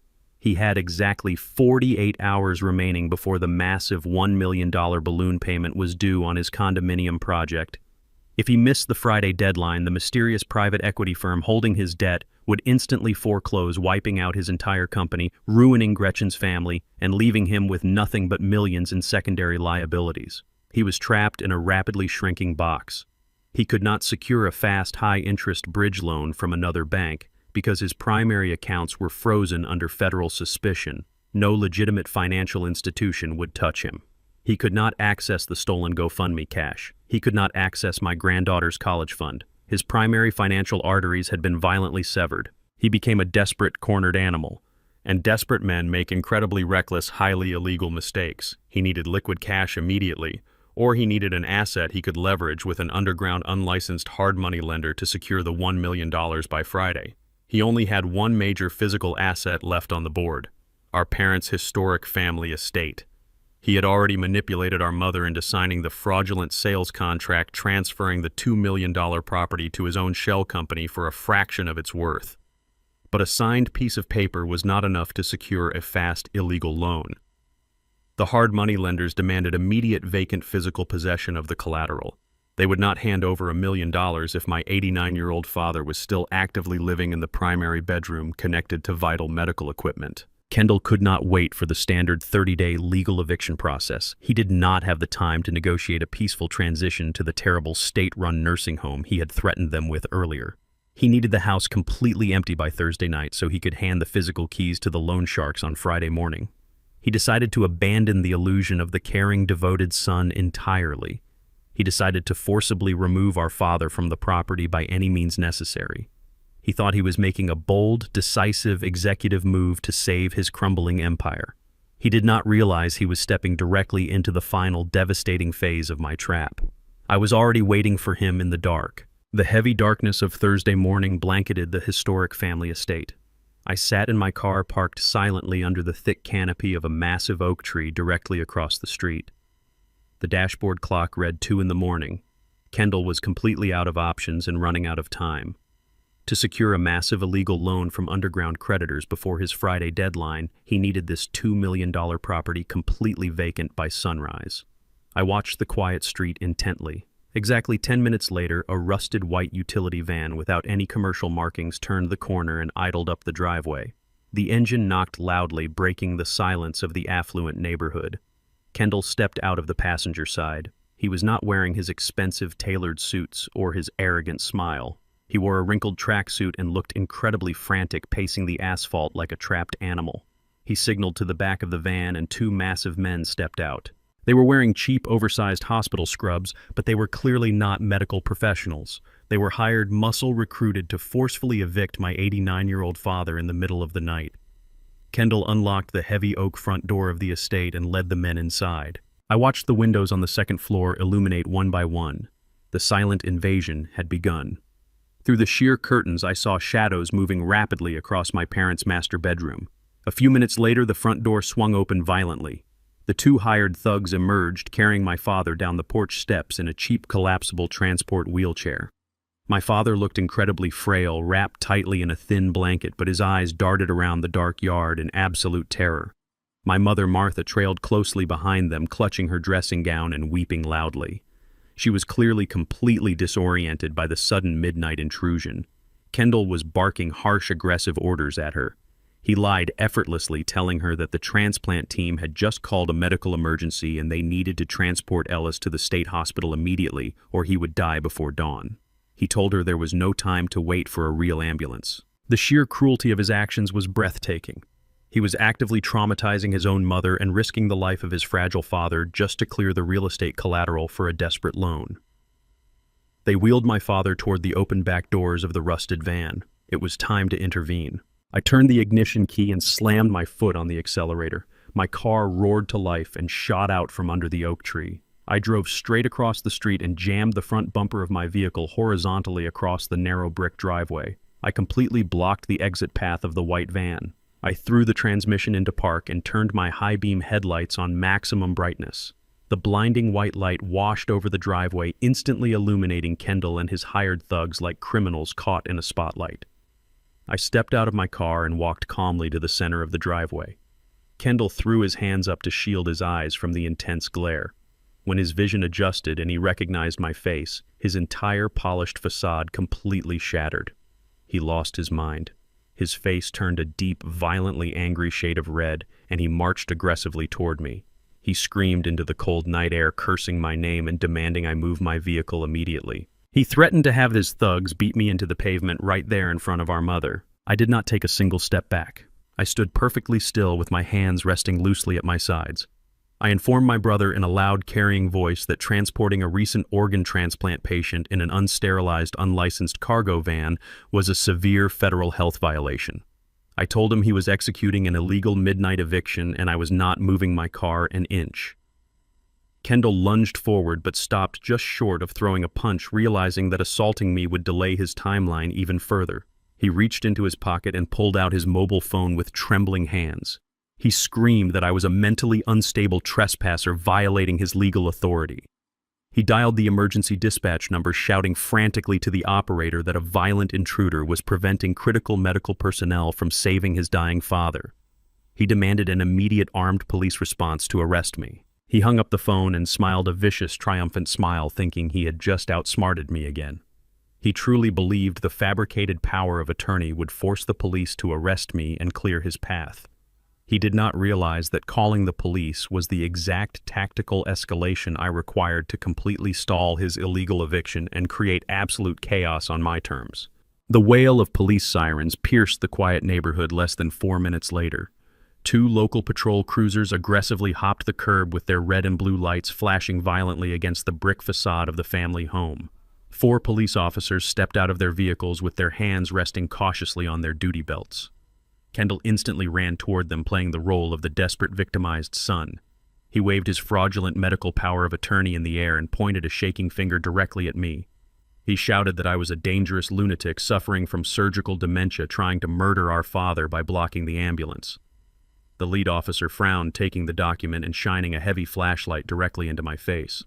Before the officer could ask me a single question, a loud, piercing wail echoed across the driveway. It was my father. Ellis suddenly began thrashing wildly in the collapsible wheelchair. He grabbed the uniform pants of a second officer standing nearby and began crying out in a high, panicked voice. My father executed a flawless theatrical performance of a man suffering from a severe acute dementia episode. He looked around wildly, acting completely detached from reality. He screamed that he was being kidnapped by strangers and begged the police to save him. He pointed directly at Kendall and called him by the wrong name, shouting that this evil man was trying to steal his organs. The officers were instantly alarmed and deeply confused. The commanding officer immediately ordered Kendall and his sketchy transport crew to step completely away from the patient. Kendall frantically tried to argue, waving the legal papers again, but the police were no longer listening to him. They viewed him as a potential abuser attempting an illegal midnight kidnapping of a vulnerable senior citizen. The lead officer declared that absolutely nobody was moving until a certified municipal ambulance arrived to officially evaluate the elderly man. In the midst of the loud, chaotic argument between Kendall and the police, I stepped quietly toward my father's wheelchair. I leaned down, pretending to adjust the heavy blanket around his shivering shoulders. My father looked up at me. The dementia act dropped from his face for a microscopic fraction of a second. His eyes were razor-sharp and filled with intense clarity. He reached out with a trembling hand and grabbed the fabric of my coat. With a swift, practiced motion, Ellis slid a heavy, cold brass key directly into my coat pocket. It was the master key to the family's original lockbox. The ultimate weapon was finally in my hands. I stepped back from my father's wheelchair as the legitimate municipal paramedics finally arrived. Their flashing red and white lights added to the chaotic illumination of the brick driveway. Kendall was entirely distracted, too busy screaming at the police captain and waving his useless legal documents to notice my departure. I slipped my right hand deep into my heavy coat pocket, my fingers closing tightly around the cold brass key my father had just given me. I knew exactly what this key opened. Years ago, long before my brother's greed had completely poisoned the family dynamic, my father had told me about a hidden lockbox secured beneath the floorboards of his basement workshop. I did not get back into my car. Instead, I walked casually around the side of the sprawling house, letting the thick darkness of the property swallow my movements. I slipped through the unlocked cellar doors while the entire neighborhood remained focused on the screaming match out front. The basement smelled heavily of old sawdust, motor oil, and damp earth. I navigated the dark, cluttered room using only the faint, focused beam of my mobile phone screen. I moved a heavy wooden workbench aside with my shoulder and pulled up a loose, grooved floorboard hidden near the concrete foundation. Beneath it sat a heavy, fireproof steel lockbox covered in a thick layer of gray dust. I inserted the brass key. It turned with a satisfying, heavy mechanical click. I opened the heavy lid. Inside, resting carefully on top of a stack of old military medals and fading family photographs, was a thick manila envelope. I pulled the documents out and shined my light directly on the heavy yellowed parchment. It was the original physical deed to the historic family estate. It was completely intact, featuring the raised municipal seals and my father's original signature pressed into the paper 50 years ago. I rapidly scanned the secondary legal documents attached to the main deed. Kendall had always assumed my parents held the massive property in a standard joint tenancy. He assumed that by manipulating my mother with a fraudulent power of attorney, he could legally force the sale of the entire estate without any resistance.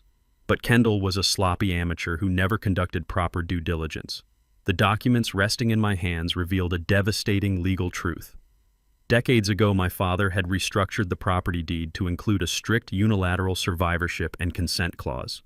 My mother legally could not sell the house, nor could any agent acting on her behalf without the physical presentation of this specific original deed and my father's verified sound mental consent. The predatory contract Kendall had forced my mother to sign earlier that week was completely worthless. He had leveraged his entire illicit real estate empire on a piece of paper that held absolutely no legal weight. I slipped the heavy envelope inside my jacket, carefully replaced the floorboard, and exited the basement just as the paramedics were loading my father safely into the ambulance.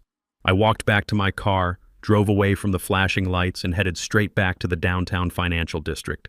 It was 3 a.m, but Abram was already waiting for me in his high-rise corporate office. He had a pot of black coffee brewing and his elite legal team on standby via a secure conference call. I dropped the original deed directly onto his polished desk. Abram reviewed the yellowed parchment and the strict survivorship clause with absolute professional glee. He immediately fired up his digital dictation machine. We did not have time to wait for the morning civil courts to open. We utilized a specialized, highly expedited filing system reserved exclusively for emergency corporate injunctions and high-wealth asset protection. Abram drafted an airtight, aggressive legal maneuver. Using my father's explicitly documented wishes and the original physical deed, we completely bypassed the fraudulent power of attorney Kendall had fabricated.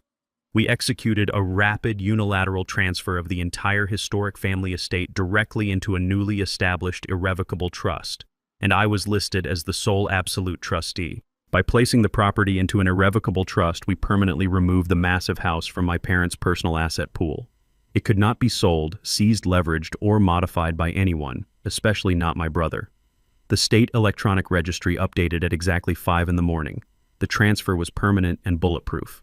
Kendall's shell company had just attempted to purchase a property that legally no longer belonged to our parents.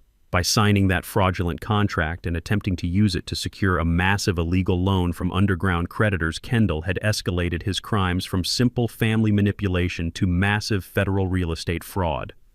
Abram printed the final confirmation receipts and handed them to me across the desk. The heavy paper felt exactly like a loaded weapon in my hands. We had successfully protected the family home and entirely removed my brother's final source of financial leverage. The sun finally rose over the city, casting a cold, bright light through the floor-to-ceiling windows of the law office. It was officially Friday morning. The absolute deadline for the $1 million mezzanine debt had officially arrived at midnight. Kendall had not made the required payment. The massive financial extension he desperately needed from his underground lenders had evaporated the moment my father's midnight eviction was thwarted by the police. Kendall's luxury condominium project was now officially in massive catastrophic default. Yet my brother remained completely oblivious to his own impending destruction. Through Bradley's continued surveillance of the family group chat, I knew exactly what Kendall and Gretchen were doing this morning. They were not panicking. They were celebrating. They blindly assumed that despite the police intervention at the house, the signed contract from my mother was still legally binding. They believed the hard money loan would eventually clear by the end of the business day, covering their massive debt at the absolute last possible second. They were currently dressing in their most expensive designer clothing, preparing to host a massive catered ribbon-cutting ceremony at the construction site to impress their wealthy investors in the local press. They were setting up champagne towers and rolling out a literal red carpet, completely unaware that the ground beneath them had already collapsed into dust. They did not know their bank accounts were frozen by the federal government. They did not know the family estate was permanently locked in an ironclad trust. And most importantly, they did not know that the mysterious private equity firm holding their defaulted $1 million debt was currently sitting in a black town car driving directly toward their grand opening. I adjusted my tie, picked up the heavy leather briefcase containing their absolute financial ruin, and walked toward the elevator. It was time to attend a party. The Riverwalk condominium site was completely transformed. The dust and mud of the active construction zone had been swept away and covered by thick sections of pristine red carpet. Massive white silk banners hung from the towering yellow cranes, catching the crisp morning wind. A sprawling white catering tent dominated the center of the concrete foundation. Inside the tent, waiters in crisp white shirts circulated among the crowd carrying heavy silver trays loaded with crystal flutes of imported champagne and expensive hors d'oeuvres. The guest list was a highly curated collection of local politicians, wealthy private investors, and regional business reporters. Kendall had orchestrated a flawless visual illusion of massive financial success. He stood at a temporary wooden podium set up at the edge of the red carpet. He wore a stunning bespoke navy suit, his hair perfectly styled, his teeth gleaming white under the flash of the press cameras. He tapped the microphone, silencing the cheerful chatter of the wealthy crowd. He began his speech with a practiced, humble smile. He spoke passionately about the immense value of hard work and the unyielding power of a strong family foundation. He looked out over the audience and lied with absolute terrifying conviction. He told the investors that this massive luxury project was not just a commercial venture but a deeply personal testament to his aging parents. He claimed he had spent his entire life learning the value of sacrifice from his father. He boldly stated that the foundation of these luxury buildings was poured using the ethics and integrity passed down through generations of our family. He actually possessed the sheer audacity to talk about protecting the vulnerable and honoring family legacy while standing on a concrete slab entirely funded by stolen medical charity money. He smiled warmly at Gretchen, who stood in the front row clapping enthusiastically. He thanked her publicly for her unwavering support during his supposed tireless efforts to secure the initial zoning and construction financing. The local press ate up every single word. The politicians nodded in solemn agreement, entirely blinded by the expensive champagne and the illusion of progress. Kendall raised his glass to toast the bright, lucrative future of his real estate empire. He was entirely in his element, bathing in the unearned admiration of his peers. He truly believed he had won the war. He did not realize his entire kingdom was built on a legal fault line that had already violently ruptured at midnight. The heavy engine of the black Lincoln Town car purred quietly as it pulled directly up to the main VIP entrance of the construction site. The hired driver stepped out immediately and opened the rear door. I stepped out onto the asphalt. The dull, persistent ache in my left side from the kidney extraction was entirely gone, replaced by a surge of pure, freezing adrenaline. I was not wearing the loose, wrinkled clothes of a sick, defeated old man. I was dressed in a razor-sharp, custom-tailored Italian wool suit as dark as midnight. My shoes were polished to a mirror shine. I adjusted my silk tie and buttoned my jacket. I looked exactly like the senior corporate executioner I had been for 4 decades. Abram stepped out of the opposite door. He wore a matching 3-piece charcoal suit and mirrored sunglasses. In his right hand, he carried a heavy, reinforced leather briefcase containing the absolute legal destruction of my brother's life. We did not wait for an invitation. We bypassed the velvet ropes and stepped directly onto the plush red carpet. The atmosphere around the entrance shifted instantly. The wealthy investors and the hired catering staff instinctively stepped out of our way. Confidence and absolute authority possess a physical weight, and Abram and I carried it like a loaded weapon. We did not look like guests. We looked like a federal raid dressed in high-end wool. The press photographers near the back of the crowd turned their heavy lenses toward us, sensing a sudden anomaly in the carefully orchestrated event. They did not know my name, but the sheer intensity of our arrival demanded their immediate attention. I kept my eyes locked entirely on the wooden podium at the front of the tent. Kendall was still smiling, shaking hands with a local city councilman. He had not seen me yet. I walked with slow, deliberate, measured steps. Every single footfall on the red carpet brought me closer to the exact center of his fraudulent universe. I was bringing the harsh, unforgiving reality of numbers and legal contracts directly into his fantasy world. Gretchen was the first one to spot us. She was standing near the edge of the catering tent, laughing loudly with a group of wealthy investor wives. She turned to signal a waiter for another glass of champagne, and her eyes landed directly on my face. Her forced, elegant smile instantly collapsed. The crystal flute in her hand trembled slightly, spilling a few drops of expensive wine onto her designer dress. Her face contorted into a mask of pure, vicious rage. She viewed me exactly as she had treated me all week.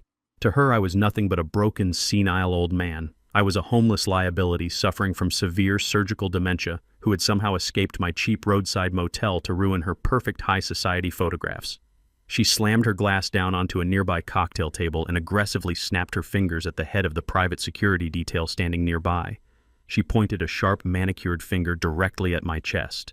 She did not wait for the guards. She marched straight toward me, her high heels clicking furiously against the concrete. She intercepted Abram and me just as we reached the outer edge of the main crowd. She crossed her arms and glared at me with absolute disgust. She kept her voice in a harsh, venomous whisper to avoid alerting the press. She demanded to know exactly what I was doing at a private commercial event. She asked me if I had lost my mind or simply forgotten my medication. She aggressively told me that this was a celebration for people who actually built wealth and contributed to society, not a charity kitchen for jealous, pathetic failures. I did not flinch. I did not offer a single word of defense. I looked at her with the cold, detached curiosity of a scientist observing an insect. The burly head of security stepped up right behind her, resting his heavy hand intimidatingly on his duty belt. Gretchen commanded the guard to grab me by my collar and physically drag me off the property before my brother saw me and suffered unnecessary stress. The security guard stepped forward, reaching his thick arm out toward my shoulder to forcefully remove me from the red carpet. Abram slightly shifted his weight, his hand tightening around the handle of the leather briefcase. The trap was fully loaded, the audience was watching, and Gretchen was eagerly pulling the final trigger herself. The burly security guard lunged forward, his thick fingers aimed directly at the lapel of my custom suit. He never made contact. Abram moved with the sudden striking speed of a much younger man. He stepped sharply between us, raising his left hand in a rigid, authoritative halt, while his right hand smoothly extracted his thick leather wallet. He flipped it open directly in the guard's face, exposing his gold-plated State Bar medallion and his senior litigator credentials. Abram did not raise his voice to a scream. He used the booming, resonant tone of a man accustomed to commanding federal courtrooms. He informed the guard that if he laid a single finger on either of us, he would personally ensure the man faced aggravated assault charges and a devastating civil lawsuit that would bankrupt his entire bloodline. The guard froze instantly. He looked at the credentials, looked at Abram's unblinking stare, and slowly lowered his hands, stepping back into the crowd. Gretchen was hyperventilating with pure rage. She shrieked at the guard, calling him useless, and demanded he do his job. Abram ignored her tantrum. He set his heavy leather briefcase onto the nearest cocktail table, pushing aside a tray of expensive champagne glasses. The crystal shattered on the concrete, drawing the immediate attention of every single guest in the tent. Abram unclasped the brass locks with a sharp snap. He reached inside and extracted a thick, heavily bound stack of legal documents. He turned to Gretchen, who was now staring at the open briefcase in confusion. Abram did not hand her the papers politely. He slammed the entire stack directly against her chest, forcing her to grab them by pure reflex. He told her she had officially been served. Gretchen looked down at the bold red text stamped across the top page. It was a formal notice of absolute default and immediate asset seizure. The loud shattering of the champagne glasses completely derailed Kendall's arrogant speech. He stopped mid-sentence, staring from the wooden podium into the crowd. When he saw me standing on his red carpet, his fake, humble smile instantly vanished. He jumped down from the stage and shoved his way through the whispering crowd of politicians and investors. He marched up to us, his face flushed with anger. He looked at the legal documents clutched in his wife's trembling hands, and then glared directly at me. He demanded to know what kind of sick, pathetic joke I was playing. He shouted that I was trespassing on a multi-million-dollar commercial site and threatened to have me arrested. Abram stepped forward, entirely unfazed by Kendall's aggressive posturing. Abram projected his voice so loudly that it echoed off the massive white canopy of the tent, ensuring that every single reporter, politician, and private investor heard his next words with absolute clarity. Abram formally introduced me to the crowd. He did not introduce me as Kendall's older brother or as a retired accountant. He introduced me as the chief executive officer and sole primary shareholder of Titan Holdings. Kendall scoffed loudly, rolling his eyes. He asked what a fictional holding company had to do with his construction site. Abram smiled his cold, predatory smile. He announced that Titan Holdings was the aggressive private equity firm that had legally purchased the $1 million mezzanine debt underwriting this entire condominium project. The murmurs in the crowd instantly died. The silence that fell over the massive tent was heavy and suffocating. The wealthy investors exchanged panicked glances. Kendall froze, his eyes darting between Abram and me. Abram continued, his voice echoing like a judge reading a final verdict. He stated that the absolute deadline for the balloon payment had expired precisely at midnight. Because the payment was not received, the primary loan was now in catastrophic default. Under the strict terms of the Non-Compliance Acceleration Clause, Titan Holdings was exercising its legal right to initiate an immediate hostile takeover of the entire commercial property. Abram pointed a finger directly at Kendall's chest. He declared that Kendall no longer owned the concrete foundation, the steel beams, or the permits. Everything on this site now legally belonged to me. I watched the profound, devastating realization wash over my brother's face. The massive real estate empire he thought he had built, using stolen charity money, had just been legally vaporized in front of his most important peers. Kendall stared at me for a long, agonizing moment. Then a sharp, nervous laugh erupted from his throat. It was a pathetic, high-pitched sound, completely devoid of his usual arrogance. He turned to the crowd of panicked investors and raised his hands, desperately trying to maintain the illusion of control. He shouted that this was nothing but a massive clerical error. He claimed I was a bitter, estranged family member trying to stage a dramatic stunt to ruin his grand opening. He looked back at Abram and confidently declared that the legal notices were completely fraudulent. Kendall proudly announced to the entire tent that he had personally negotiated a verbal extension with Mr. Hayes, the senior underwriter at the original commercial lending firm. He claimed the bank had given him until the end of the business day to wire the funds, completely unaware that his accounts were already frozen by the federal government. Kendall pulled his expensive mobile phone from his suit pocket. He told the investors he would call the bank right now, put Mr. Hayes on speakerphone, and expose my pathetic lies to the press. His hands were shaking violently as he scrolled through his contacts and tapped the specific direct line for the mezzanine lending department. He held the phone up high for everyone to see, the speakerphone icon glowing brightly on the screen. The crowd leaned in, waiting in absolute silence for the bank to answer. The digital dialing tone echoed loudly through the tent. 1 ring, 2 rings. But the ringing did not just come from the speaker of Kendall's phone. A second perfectly synchronized ringing tone began to emit from my immediate physical location. Everyone turned to look at me. I reached into the breast pocket of my custom Italian suit. I pulled out a sleek black secondary mobile phone. It was the dedicated administrative device linked directly to the Titan Holdings corporate accounts, which Abram had set up to intercept all communications regarding the newly acquired debt. The screen of my black phone was flashing brightly, displaying Kendall's exact cell phone number as the incoming caller. I looked directly into my brother's terrified eyes. I pressed the green accept button on my screen and held the phone up to my mouth. I spoke into the receiver, and my voice echoed simultaneously out of the speakerphone in Kendall's trembling hand. I told him Mr. Hayes no longer works on this account. I told him he was speaking to the bank. I kept the black phone pressed to my ear while my voice resonated through the speaker of Kendall's expensive mobile device. The entire tent of wealthy investors and hungry journalists fell into an absolute, breathless silence. I did not break eye contact with my brother. I tapped the screen of my secondary phone and initiated a pre-recorded sequence. I had instructed Abram to legally port the bank's automated debt transfer confirmation system directly to my device. A crisp, mechanical female voice echoed simultaneously out of both our phones. The automated system explicitly stated that the commercial mezzanine loan held under Kendall's Shell Corporation had been permanently transferred. It confirmed that the $1 million principal plus all associated penalty fees was severely delinquent and immediately payable to Titan Holdings. The automated message concluded with a harsh final beep, and the call disconnected. The sheer impossibility of the situation struck Kendall with the force of a physical blow. He stood frozen on the red carpet, staring down at his phone as if it had just turned into a venomous snake. The blood drained completely from his face, leaving his skin a sickly pale gray. The smooth, arrogant real estate mogul who had been giving a passionate speech about family values just 2 minutes ago was completely gone. In his place stood a terrified, exposed fraud who suddenly realized he was standing on the edge of a massive cliff. He looked up at me, his mouth opening and closing like a suffocating fish, but no sound came out. He could not argue with the automated federal banking system. He could not charm his way out of a legally binding commercial contract executed in broad daylight. Abram stepped forward and tapped the heavy stack of foreclosure documents Gretchen was still clutching against her chest. He casually advised Kendall to read page 42, detailing the exact non-compliance acceleration clause he had foolishly signed. I watched the profound, crushing weight of absolute ruin settle onto Kendall's shoulders.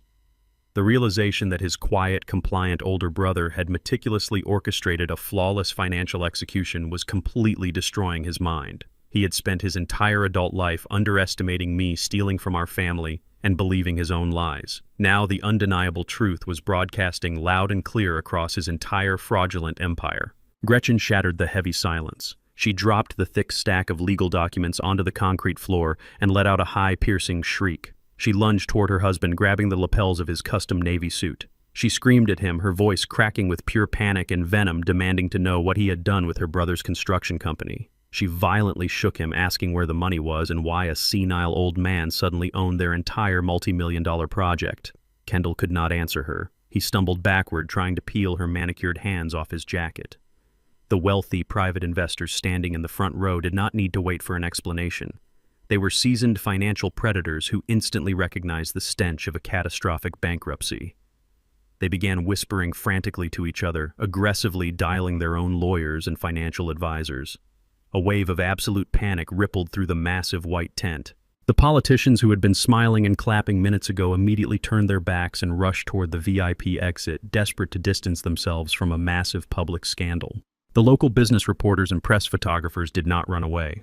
They realized they were witnessing the explosive real-time destruction of a prominent real estate developer. The heavy clicking of camera shutters filled the air like rapid gunfire. Brilliant white flashes illuminated Kendall and Gretchen as they continued their vicious, highly public screaming match on the red carpet. They captured every single moment of their absolute humiliation.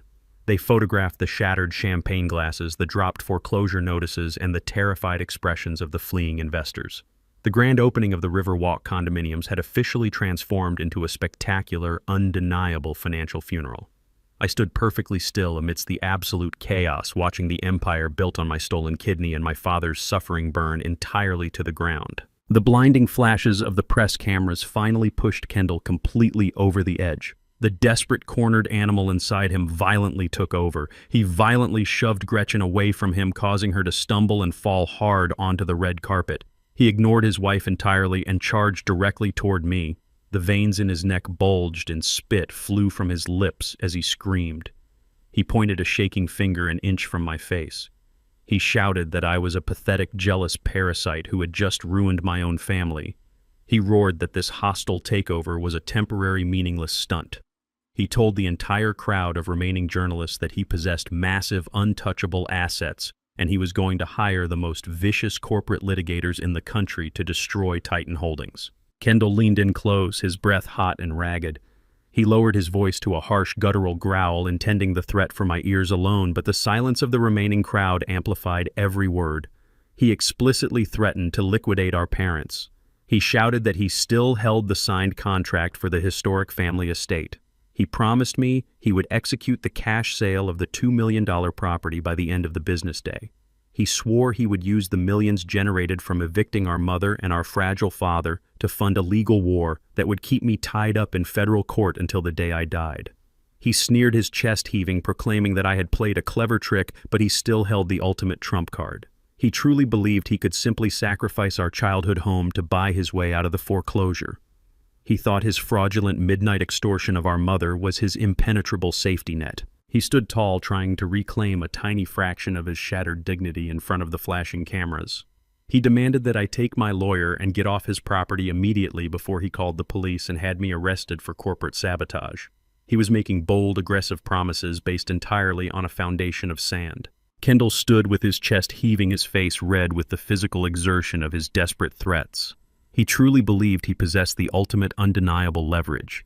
He thought the $2 million historic family estate was his personal unlimited cash machine, ready to dispense the funds he needed to wage a limitless legal war against me. He was breathing heavily, waiting for me to cower, waiting for me to realize that he had outmaneuvered me by stealing our parents' home. I did not interrupt him. I let him scream his promises of destruction into the cold morning air. When he finally ran out of breath, the only sound left in the massive white tent was the relentless, rapid clicking of the press cameras. I looked at him with absolute, profound pity. I turned to Abram and gave him a single subtle nod. Abram placed his heavy leather briefcase flat on a nearby cocktail table and unclasped the secondary interior compartment. I reached inside and pulled out a perfectly smooth, thick manila folder.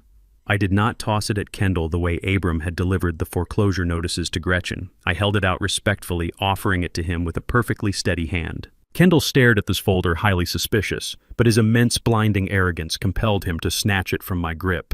He ripped the folder open aggressively. Inside rested a freshly stamped, legally binding decree from the state electronic registry along with a high-resolution certified copy of our father's original 50-year-old property deed.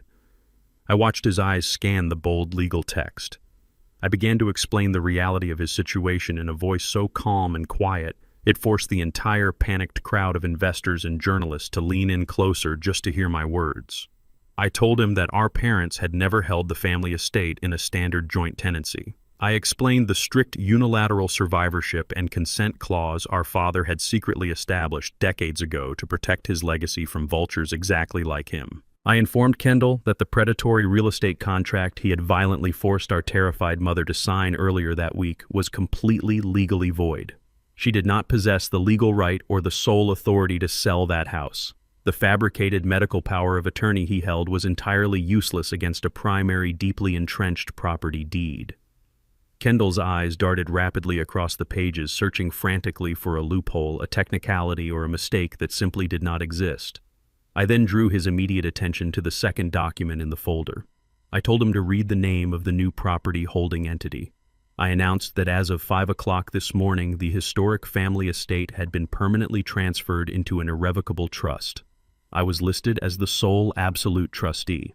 The house was locked away in an impenetrable legal fortress. It could never be sold, leveraged, or touched by him. He had absolutely zero equity in our parents' home. The millions of dollars he promised to use to crush me in federal court were nothing but a phantom illusion. The heavy parchment papers trembled violently in Kendall's hands. He looked up at me, his eyes wide with a terrifying mixture of profound confusion and absolute dread. He tried to speak, to formulate a coherent defense, but he only managed to stammer a few broken, meaningless syllables. I did not give him a chance to recover his voice or his composure. I stepped closer to him, completely invading his physical space. I shifted my tone from calm explanation to the harsh, unforgiving delivery of a federal prosecutor delivering a closing argument. I told him that losing his massive real estate project to my private equity firm was only the financial consequence of his incredible arrogance. The folder he was currently holding represented the absolute criminal consequence.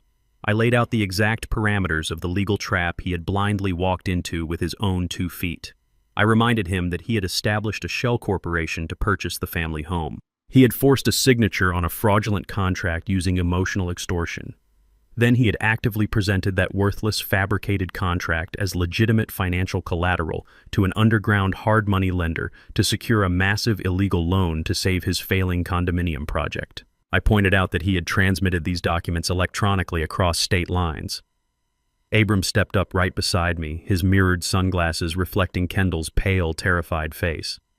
Abram announced to the silent crowd that under strict federal law, knowingly offering property you do not legally own as collateral for a commercial loan constitutes felony real estate fraud. Furthermore, utilizing the internet or standard banking networks to transmit those fraudulent documents immediately triggers a secondary charge of federal wire fraud. Abram cited the exact federal statutes and the mandatory minimum sentencing guidelines with terrifying precision. He informed Kendall that the Department of Justice does not offer favorable plea deals for men who steal from medical charity funds and actively defraud financial institutions. By attempting to evict our fragile father in the middle of the night and finalize that illicit sale, Kendall had handed the federal government a perfectly wrapped, undeniable criminal case. The hard money lenders he had tried to trick would be furious, but the federal prosecutors would be absolutely merciless. Kendall had effectively signed his own arrest warrant. The final devastating equation assembled itself perfectly inside Kendall's mind. The grand illusion of his wealth, his status, and his power instantly shattered into a million irreparable pieces. He ran the numbers and realized the absolute horrifying truth of his existence. His luxury condominium project was completely foreclosed, legally seized by my holding company. His personal and corporate bank accounts were entirely frozen by the Federal Anti-Money Laundering Division, rendering him completely penniless and unable to hire a defense attorney. The massive GoFundMe charity money he had stolen was locked away in a federal evidence vault. The $2 million family estate he planned to sell was permanently secured in an irrevocable trust under my total control. He had absolutely zero liquid assets. He was buried under a mountain of secondary corporate liabilities and unpaid contractor invoices. And worst of all, he had just publicly committed a string of severe federal felonies that carried a mandatory sentence of at least 15 years in a federal penitentiary. He was not just bankrupt, he was completely destroyed. The psychological snap was audible. The smooth, calculating con artist died right there on the red carpet, entirely replaced by a cornered, rabid animal with nothing left to lose. He let out a primal, guttural scream of pure, unadulterated madness. He dropped the legal documents onto the concrete floor, ignoring the wind as it blew the papers across the site. He completely forgot about the flashing press cameras, the wealthy investors, and the basic rules of civilized society. He tore at his expensive silk tie, ripping it from his neck as if it were choking him. He curled his hands into tight fists, his face twisting into a hideous mask of murderous rage. He blamed me entirely for his destruction, completely ignoring the undeniable fact that his own boundless greed had built the trap from the ground up. He lunged forward with explosive, terrifying speed. He aimed his hands directly at my throat, his eyes wide with violent intent. He intended to physically tear me apart, right there in front of the entire city, determined to take me down with his sinking ship. Kendall closed the physical distance between us. In a fraction of a second, his hands hooked into violent claws aimed directly at my windpipe. I did not raise my arms to defend myself. I did not flinch, step back, or break eye contact with the madman charging toward me. I knew I was not standing alone on that red carpet. Before Kendall could even graze the fabric of my suit jacket, a massive, solid force intercepted him from the right flank. It was Bradley. My son-in-law had been standing quietly among the crowd of wealthy tech investors, having received a VIP invitation from Kendall himself earlier that week to maintain the facade of family unity. Bradley did not hesitate. He moved with the sudden, explosive kinetic energy of a man who had spent the last several days suppressing an intense, righteous fury. He drove his heavy shoulder directly into Kendall's chest, entirely disrupting my brother's forward momentum.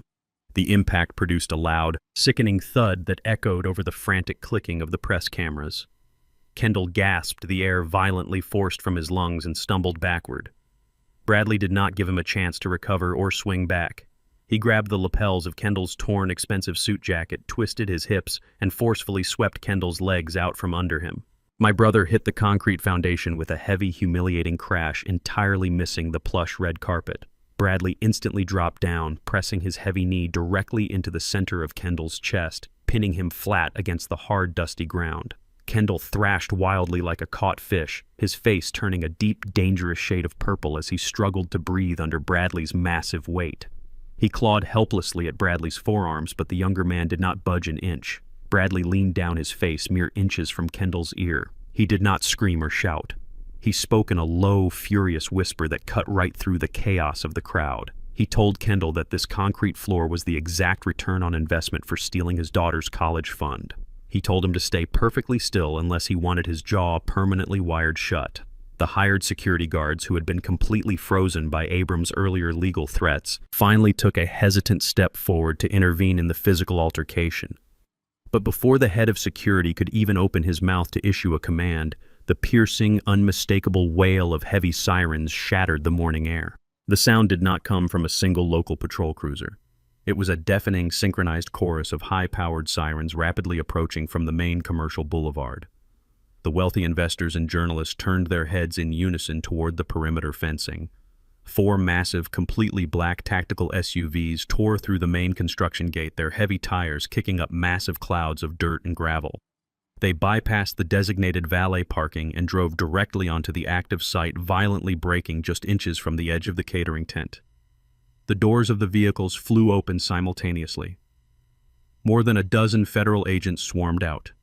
They were not wearing standard police uniforms. They wore dark tactical windbreakers with the bright yellow letters of the Federal Bureau of Investigation printed boldly across their backs. They moved with absolute terrifying precision, instantly securing the perimeter of the tent and completely blocking the primary exits. The crowd of politicians and private investors instantly parted like the Red Sea, terrified of being caught in the crossfire of a massive federal raid. The lead federal agent, a tall, imposing man with a severe military haircut, marched directly down the center of the red carpet. Kendall, still pinned to the concrete by Bradley, twisted his neck to look at the approaching officers. His delusional arrogance flared up for one final pathetic moment. He gasped for air and shouted at the lead agent, demanding that they arrest me and Bradley immediately for aggravated assault and corporate trespassing.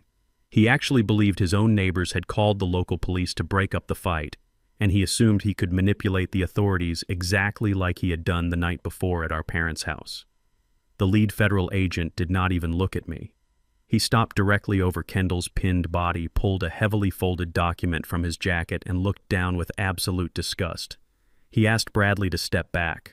Bradley complied instantly, rising to his feet and stepping smoothly to my side, leaving Kendall gasping on the ground. The agent did not ask Kendall for his version of the story. He announced in a booming voice that he was executing multiple federal arrest warrants issued just an hour ago by a grand jury. He read the charges aloud for the entire press pool to hear. He cited massive interstate wire fraud, aggressive money laundering, and the malicious misappropriation of over $400,000 in registered medical charity funds. The AML fraud dossier I had anonymously submitted to his bank days ago had provided the federal government with a flawless, irrefutable roadmap to his entire criminal enterprise. The realization that the FBI was here for him and him alone finally broke the very last shred of Kendall's sanity. 2 federal agents hauled Kendall roughly to his feet. They did not treat him like a respected real estate mogul. They treated him like a dangerous felon. They grabbed his wrists, twisted his arms forcefully behind his back, and secured a pair of heavy steel handcuffs around his wrists. The loud metallic clicking of the ratchets echoed through the silent tent. Kendall's legs gave out, and the agents had to physically support his weight to keep him from collapsing back onto the concrete.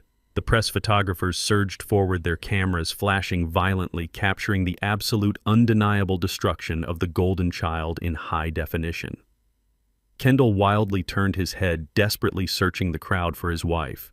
He spotted Gretchen standing near the overturned cocktail tables. He cried out her name, begging her to call their elite private attorneys, begging her to tell the federal agents that this was all a massive misunderstanding. Gretchen looked at her husband, looked at the handcuffs, and looked at the stern faces of the FBI agents. Survival is a vicious, entirely selfish instinct in people who lack a moral compass. Gretchen did not run to his side. She violently backed away from him, her face contorting into a theatrical mask of absolute horror and victimhood. She screamed at the top of her lungs, waving her hands wildly in the air. She shouted to the press and the federal agents that she had absolutely no idea what her husband was doing. She lied flawlessly, claiming Kendall had completely manipulated her, forged her signatures, and kept her entirely in the dark regarding the finances of the condominium project. She publicly abandoned him in a fraction of a second, ready to throw him into the federal wood chipper if it meant saving her own luxurious lifestyle. She turned her back on her weeping husband and attempted to quickly blend into the crowd of fleeing investors to escape the perimeter. But Abram was already standing directly in her escape path. He did not let her take another step. He reached into his suit pocket and pulled out a secondary thick legal envelope. He pressed it firmly into her chest, forcing her to take it. He smiled his cold, predatory smile and informed her that playing the victim does not work when your exact legal signature is listed as a primary managing director on the fraudulent shell company's tax returns. He loudly announced that she had just been served with a federal subpoena for corporate complicity, criminal conspiracy, and joint tax evasion. Gretchen stared at the heavy envelope in her hands, her screams instantly catching in her throat. She looked at Kendall being dragged toward the back of the black SUVs, and then she looked directly at me. They were both completely trapped, permanently bound together in the inescapable legal chains they had forged entirely with their own boundless greed. I simply adjusted my suit jacket, stood shoulder to shoulder with my son-in-law, and watched them fall. The dust settled over the city, but the shockwaves of that Friday morning continued to tear through the remnants of my brother's life with absolute unforgiving precision. It has been 6 weeks since the federal raid at the Riverwalk construction site.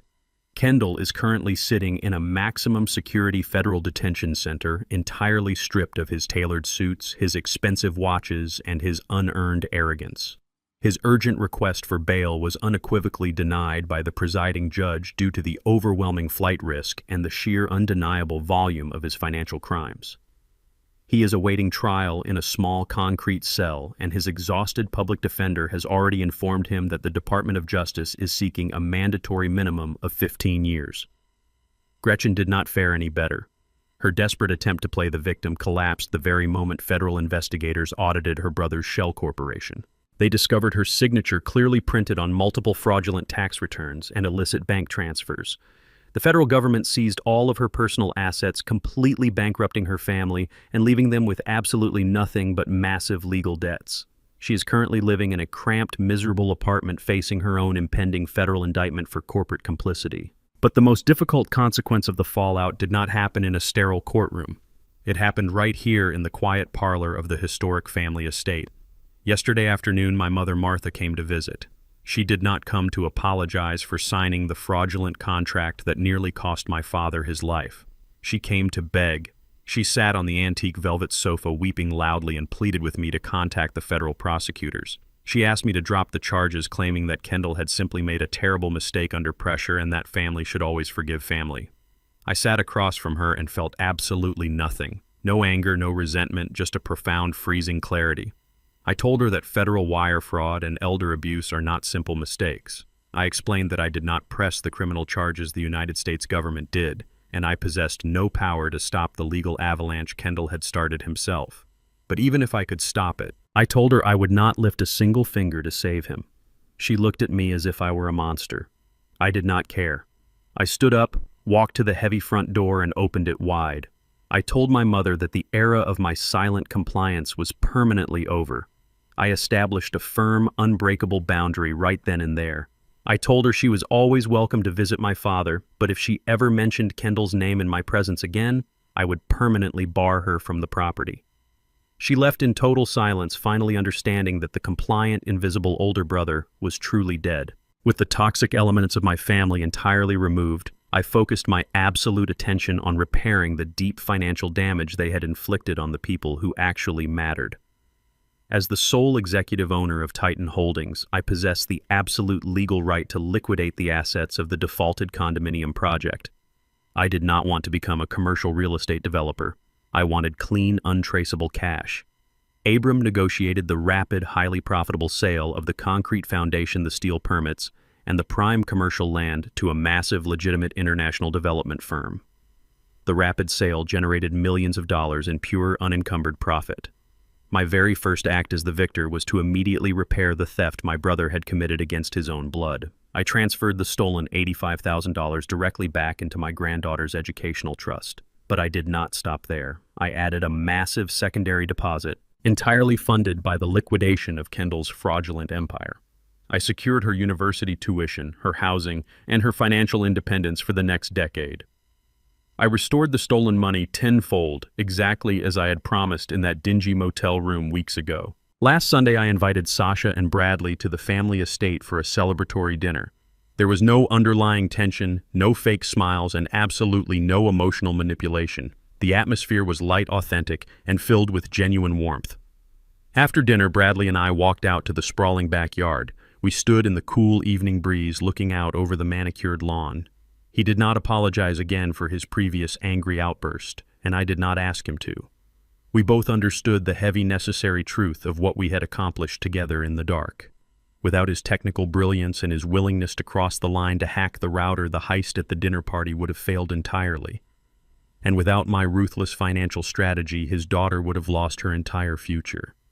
We did not exchange a long, emotional speech.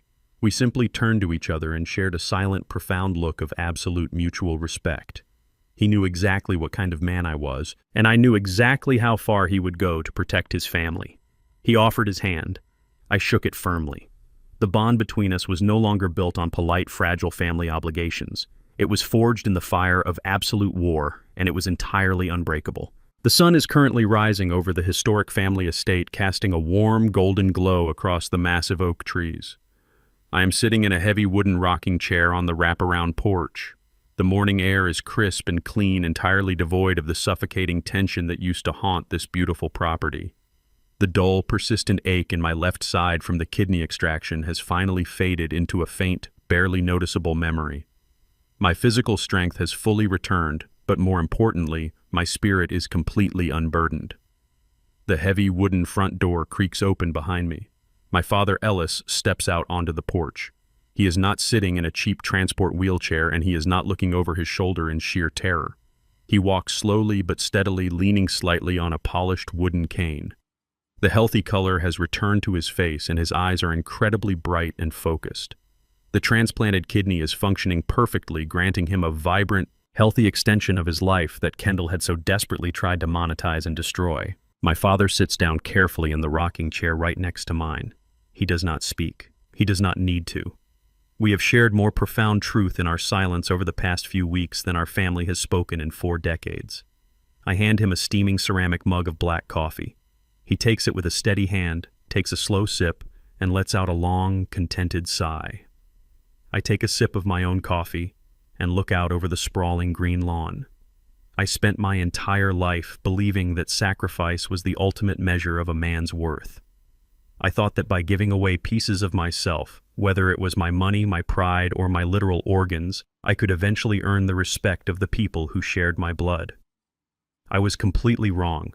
Sacrifice without boundaries is simply slow suicide. I look at my father alive and breathing quietly beside me. I gave away my left kidney, and it successfully saved a life. But I had to use my brain, my absolute ruthlessness, and my unyielding demand for respect to secure our permanent freedom. I am Conrad, I am 69 years old, and my ledger is finally balanced. I also learned that silence should never be mistaken for submission. Predators often mistake a calm demeanor for weakness, assuming that because you do not scream, you cannot fight. But true power does not need to announce its arrival. It waits, observes, and calculates. By allowing my family to believe they had broken me, I gained the ultimate advantage. They defeated themselves with their own blinding arrogance. Do not let anyone weaponize your love or sacrifice against you. Protecting your peace sometimes requires destroying the illusions of those who seek to exploit your inherent goodness and your quiet, enduring patience. Have you ever had to draw a hard line to protect yourself from toxic family members? Share your own experiences in the comments below. If you found strength in this story, please hit the like button, subscribe to the channel, and turn on the notification bell so you never miss another life lesson. Thank you for watching, and remember to always protect your peace.